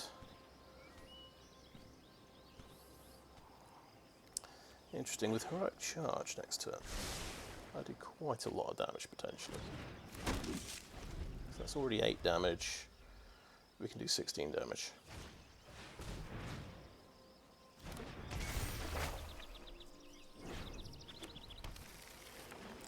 And he's still ramping stuff out. Oh, am I think I'm wrong. I think if we tap, play that land, play the Branch Rider, 1/1 haster. It's not attacking creatures.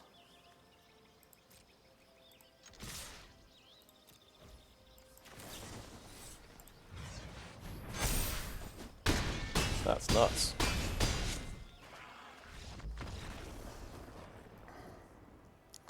Turn 5 win.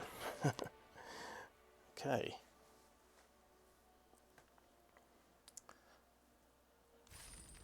Captain's Call's pretty crazy with the soldier card.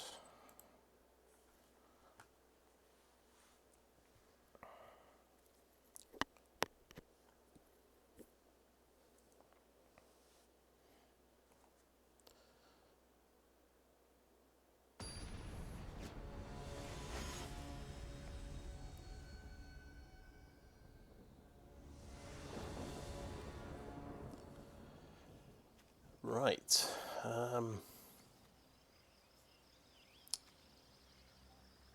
Looks like it's Crusher. We might just play a missionary for pressure. And we don't have double white for Citizen's Arrest yet.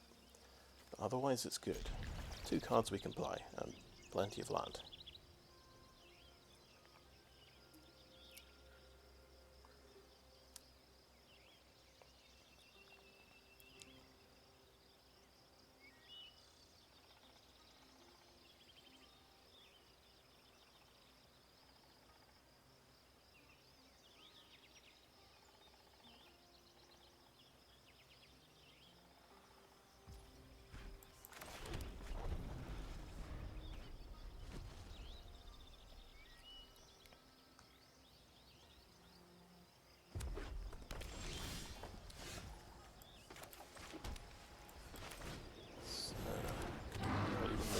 That's good.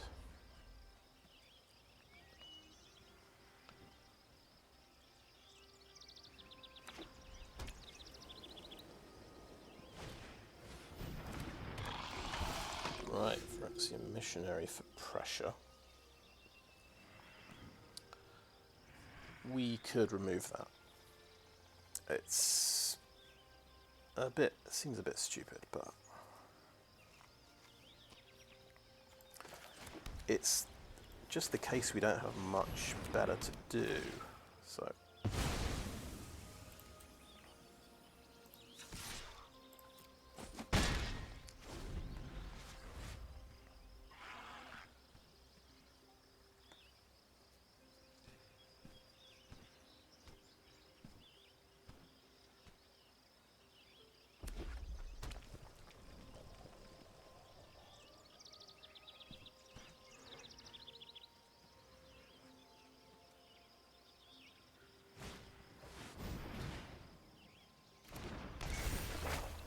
Right, we're both going to draw 2 cards. Well, that's nice.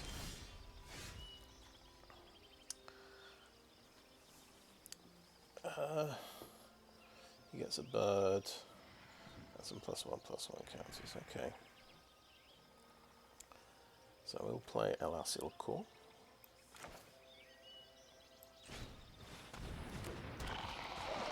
We'll play Benalish Sleeper for a bit of pressure. He could have some kind of sweeper.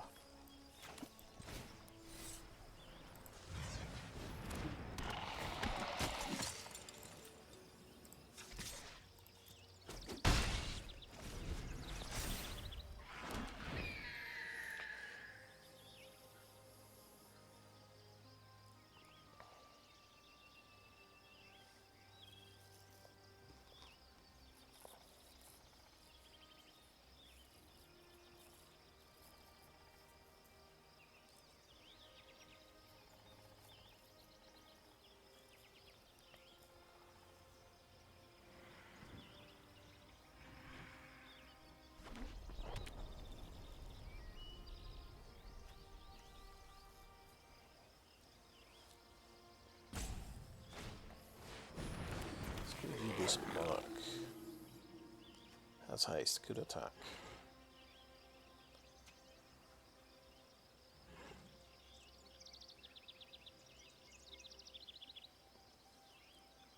What I've learned from previous games, you want to keep your Elasil Core alive if you can.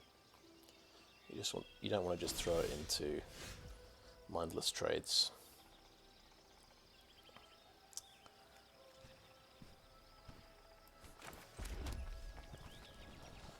I think we dump Squee in the graveyard.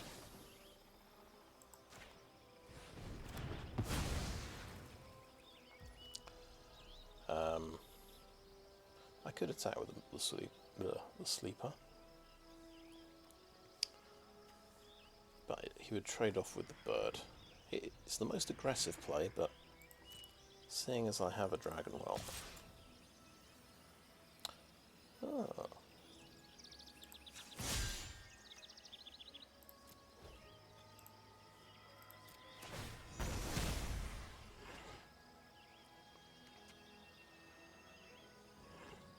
He isn't going to block with a Bird, interesting, so I'll play my Dragon Whelp. So I'm thinking about what I'm going to bring back with a Missionary. I'd rather bring back a Dragon Belt. The Dragon Whelp has just been hit with a Lightning Strike.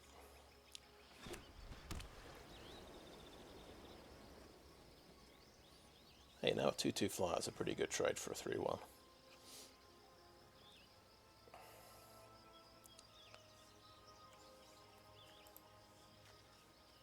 He needs 4 other cards to bring Squee back.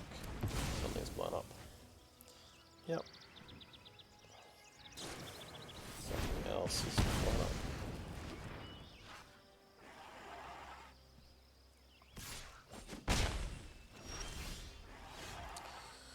Right. He does have black. He could have some hand removal. I think I prefer Dragon Whelp. That can do 5 damage a turn in the air.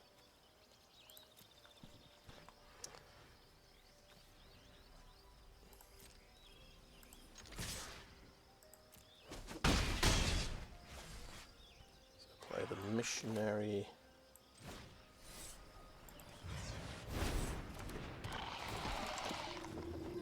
Bring back the Dragon Whelp. I think we'll hold the land in case there is a discard effect.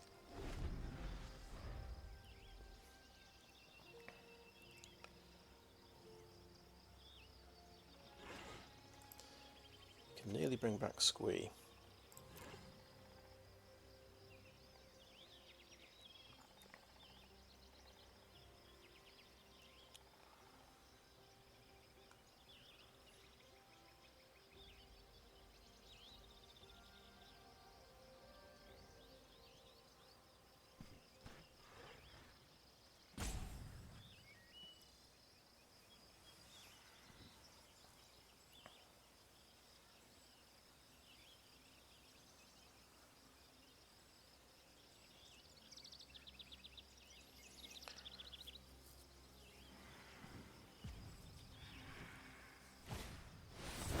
Oh, that's, yeah, that does something cool. That's going to blow up something.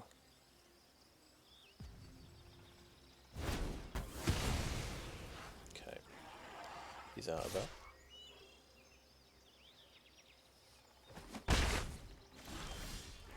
He's going to bravely attack again with that.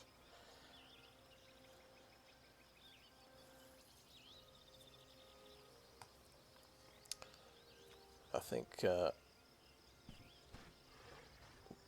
it's just a Firenado on the Archangel. It's got lifelink that thing as well. Oh, that's a good top deck.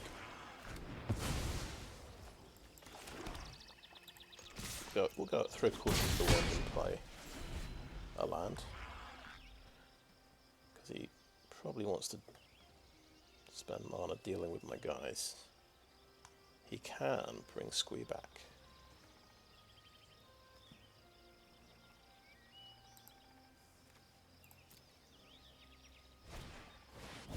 Oh, now he's got some blockers. Okay. He is going to go in. He's brave and bold.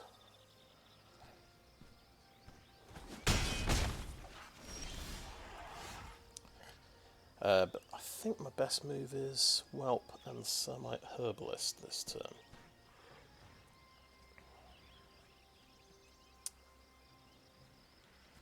Because I only get through, I'm agonizingly short, I think I get through with 4 damage. This one and the 2 1/1s. And he gets to trade off my 2 3/1s, which doesn't feel good. So we merely attack with a Phyrexian Missionary this turn.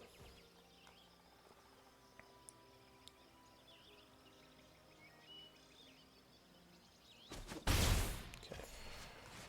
And play GRWu. Herbalist.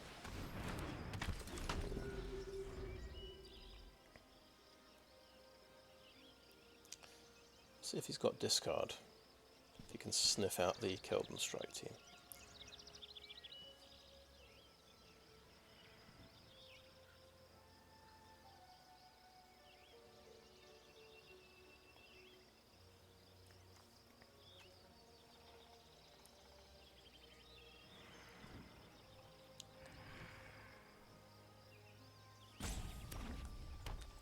Three cards left. He's got a squee.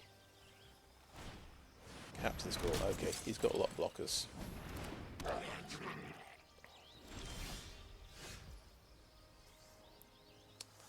Okay.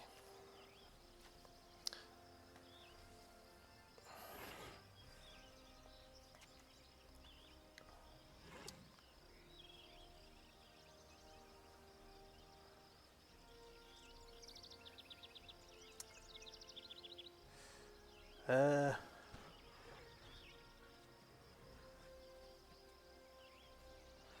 could give the Argivian Recruiter haste, but yeah. So 3, 7 creatures. Obviously 5, 6, 7, 8. He's got 8 blockers.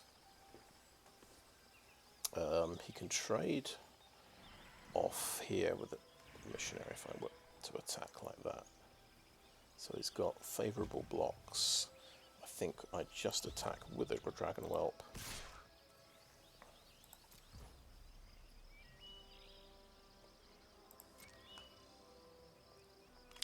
He has to block like that. And I will pump it for 1. And play Argivian Recruiter, which should make a creature for me.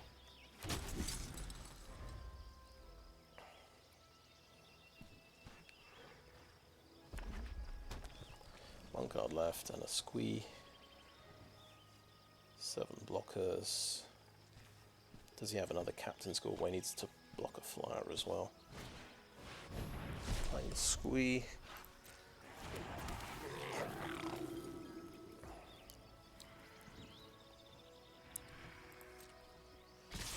Okay, he's going to attack with everything. Right, let me consult my little list of instants. So we think he's got Warhost's Frenzy, giving +2, +0, right? That has to be what he's got.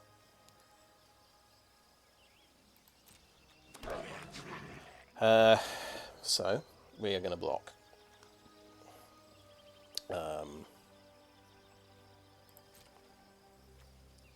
So you go for the Keldon strike team. You're very important. You just take out a goblin. You take out Goblin Picker. You take out Squee. 5.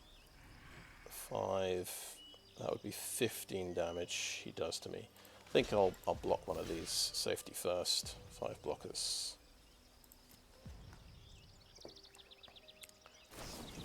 He does have Warhost's Frenzy. He's going to draw a bunch of cards. Let's see how much damage I end up taking. It's got trample damage.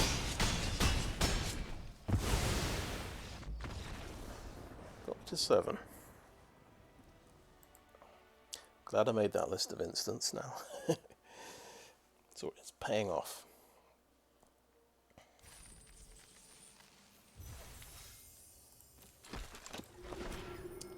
Very nice. Okay. Oh, this is a half decent sealed deck, I have to say. third time lucky indeed with the boros aggro.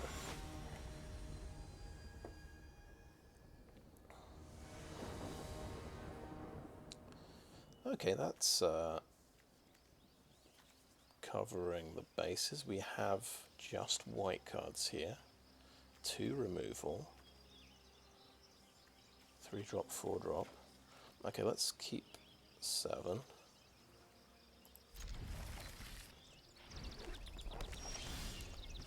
Ah, I've got a mountain. I think we'll save the scry on Crystal Grotto for a bit later on. We've got enough land.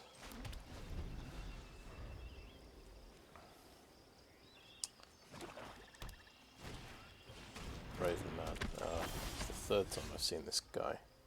Getting sick of him. I think he is worth a citizen's arrest somehow. Before he manages to make me discard.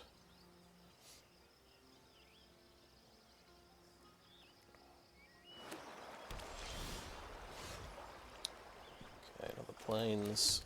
Yeah, citizen's arrest on that guy.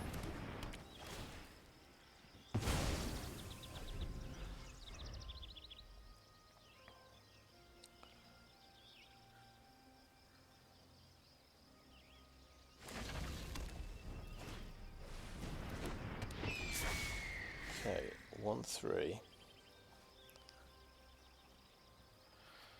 Wow, he's pretty cool actually.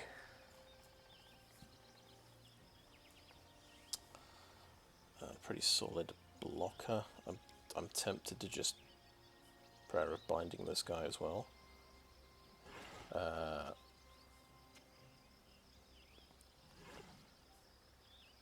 I could Captain's Call. I'm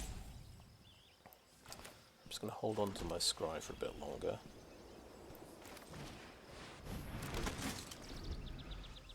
He might just have the 1 damage sweeper, and that's okay.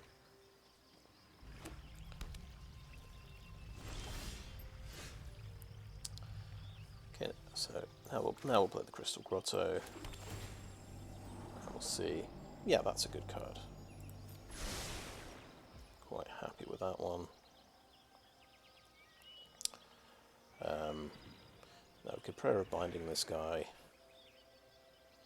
Or maybe we Flowstone Infusion him. Yeah.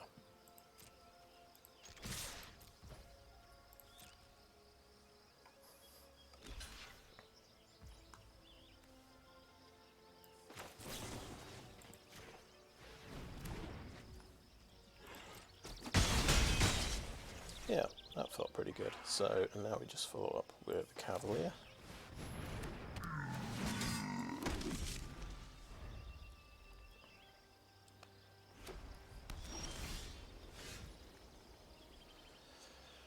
Right, Keldon Strike Team. 5, 6, 7.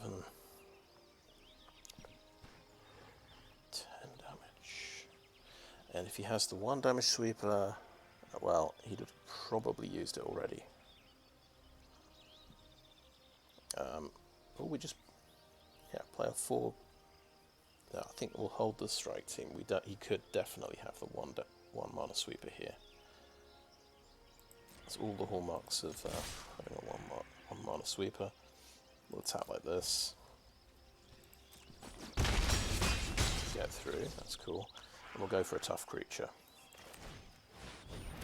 So I'm going to do 2 damage as well.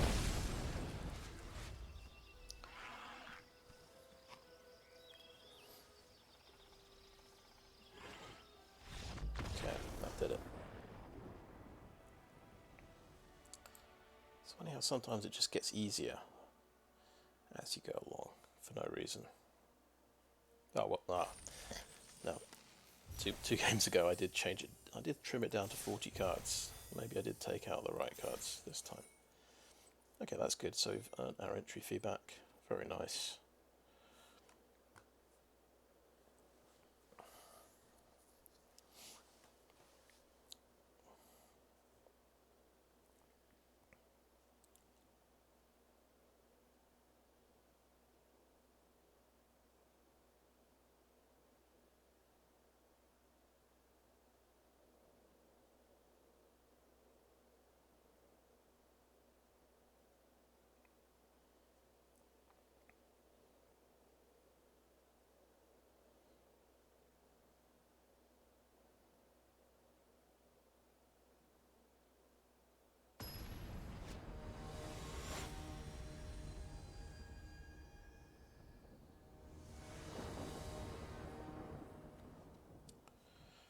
Okay, right, that looks good. We've got a turn 2 Baird, at least. We don't have any follow-up creatures. And we've got 3 of our colours. Yeah, that seems okay.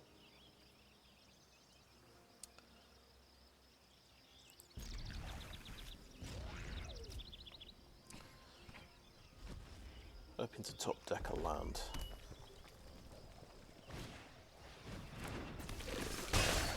It's got a fast start, so... And there's the land, that's nice.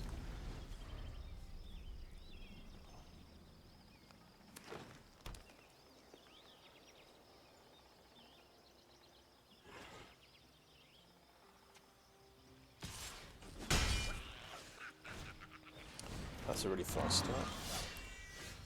Respect. Play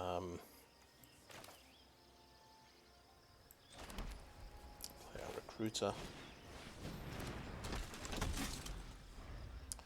But yeah, looks like we're going to be on the defensive a bit here.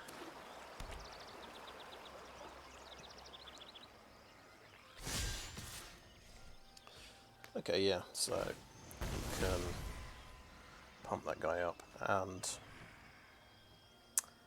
on balance, yeah, we can't really get value out of Baird yet. I mean, we could... Oh, well, we can from turn 4. Yeah, it's too much damage though. I think I've got to trade off. Colossal growth, okay. He's used a combat trick, it's fine.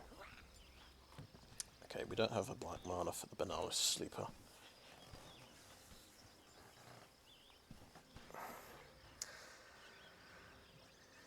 We're not going to kick the Benalish Sleeper, of course. Yeah,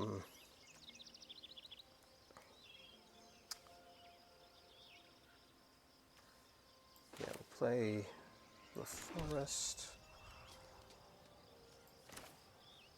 Play the Sleeper. I'm going to be ever so slightly greedy. I'm going to hold on to the Branch Rider until I can make him a 4-4. A 3-3, I mean.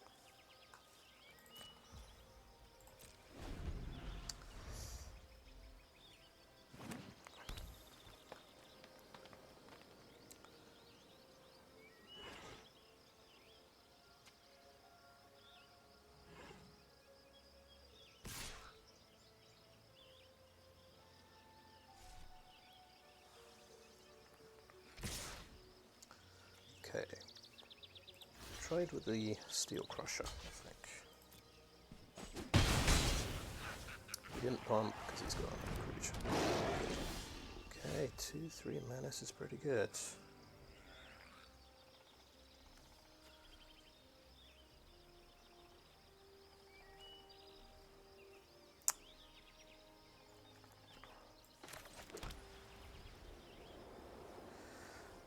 I think this could be a good prayer binding target.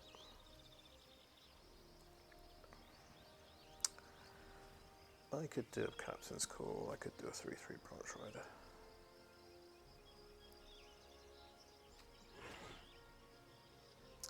I think it's going to get through with significant damage though.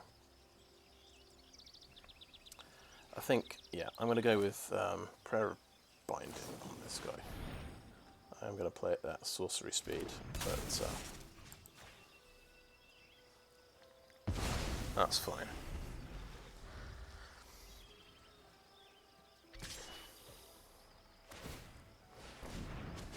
He's just, yeah, that's his best play, just pump that for some extra damage. So the answer to this guy, I think, is Captain's Call.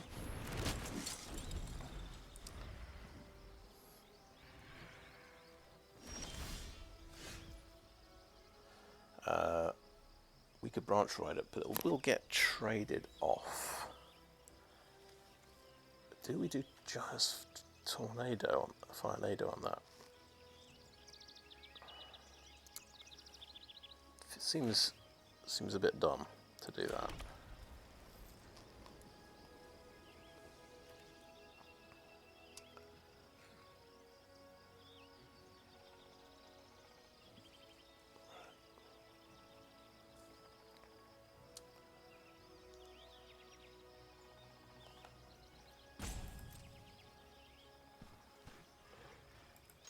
going to attack with all three of these.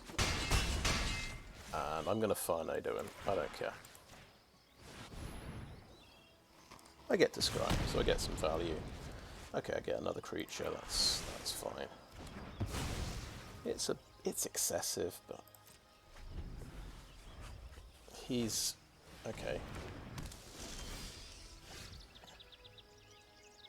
That's fine. Okay, so that's obviously pretty good news for me. We'll swing in there with this guy. We won't waste our soldiers. I'll play this guy. Take a point. Feel like I... Oh yeah, I used the yellow, green and red.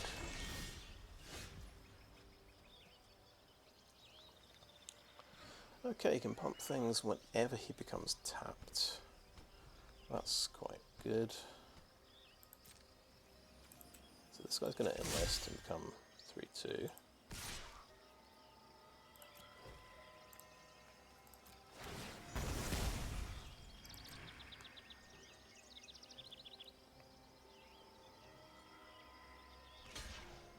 Okay, that's trading off there, that's good. He doesn't have first strike or anything. Cavalier.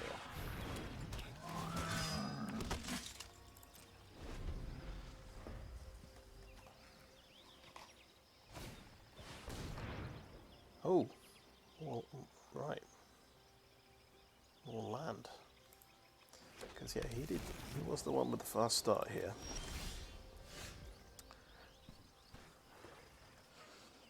Okay, I think both of these simply enlist.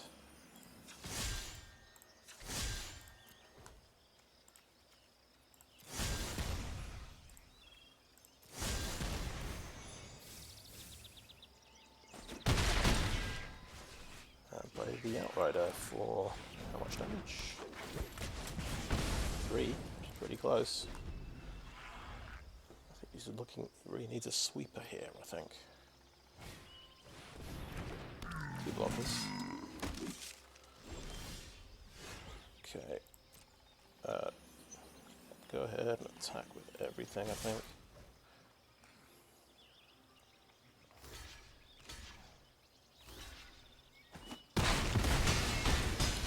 I think we did it.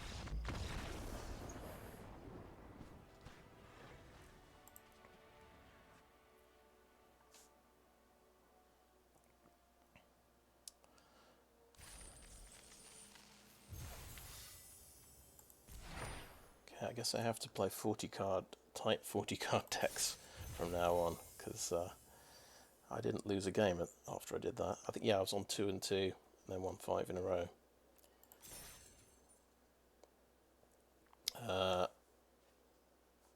Yeah, we will just go over here for a second. This is the final deck. We started with a 45-card version. If we look at our sideboard here, I can tell you which cards I cut. So I cut Artillery Blast. It's a little bit awkward because it can only target tapped creatures, and that's one of the blunders I made early on. I thought I could shoot something when I think it had vigilance, or it was just it was a blocker and I couldn't target it. So I was supposed to trade off with something, and I didn't. I just lost a creature for nothing. Still decent spell, but I thought it didn't make the cut. Now, what else got cut? Joda's Codex. I decided I was more of an aggro deck than a mid-range deck. This is great if you get this in limited. If your deck's kind of a bit slower and control-y, and you've actually got a lot of removal. Maybe if you're playing the defender deck. But I thought, yeah, as much as I love card advantage, I couldn't really afford to do this with my game plan. And we cut one of my 2 heroic charges. I don't think you need. Decided you don't need 2. I think 1's enough. I've got several ways of pumping my creatures anyway. And then I dropped 2 land as well. Because my rule of thumb is for every 5 cards, you have 2 land and 3 cards. Or thereabouts. I was going to show you the deck. Let's go back. So, average mana cost 2.7. I suppose that's a little bit high for an aggro deck. 16 creatures. We do have a sorcery that makes 3 creatures, so we've got the... usually go for 17 creatures, so at least. And we've got, in the non-creature spots, we've got removal. Smash to Dust is removal, but it's sort of... it's not the best removal spell, but sometimes it's fantastic.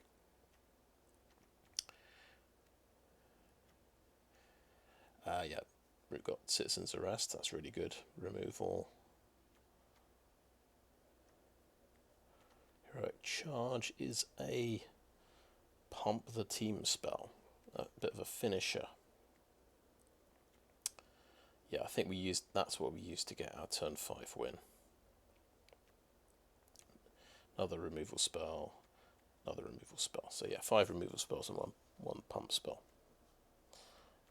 Soul of Windgrace. We did play this once, and it died to a combat trick, and then I was going to bring it back with the Missionary, but then I decided to bring back Alasil Core instead, because I could play at the same turn. But yeah. But in theory, this is... Soul of Windgrace is my late game tome, because it lets me discard lands to draw cards. But the fact... It also beats face, so it's superior to a tome, is my reasoning. Yeah, and we did splash green and black, and I didn't feel at all bad about that. It worked out quite well. We have a couple of awkward spells, Alasil Core and Soul of Windgrace, where you need one of the splash cards to cast it, or both splash cards for Soul of Windgrace. But as for the kicker guys, we got a kicked Viashino Branch Rider out several times. That was really cool. I don't think we ever bothered pumping him, actually. We just got the 3/3 version. And you don't need to pump it, usually, to sort of trade off. Benalish Sleeper, yeah, we used that a few times. Missionary, definitely. Did the Grave Digger thing. Summit Herbalist was really good again. Valiant Veteran was good. We never used the ability on it because we don't have enough soldiers. It didn't quite match up with the things we had in play, but we're pretty good for soldiers. Yeah, okay, 4 soldiers, but we've also got the spell that makes soldiers, so it's sort of 5 soldiers. And Baird makes more soldiers as well. It was good to finally use this guy with Valiant Veteran and a couple of times and get a steady supply of soldiers. That was a bit overpowered when I managed to do that.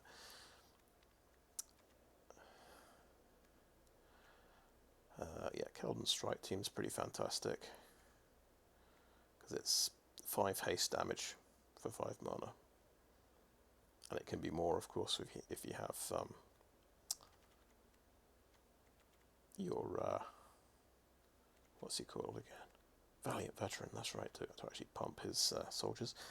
The actual card itself is a warrior, strangely enough, but you can't have everything, I suppose. They thought they would be overpowered if he was a soldier as well, I suppose.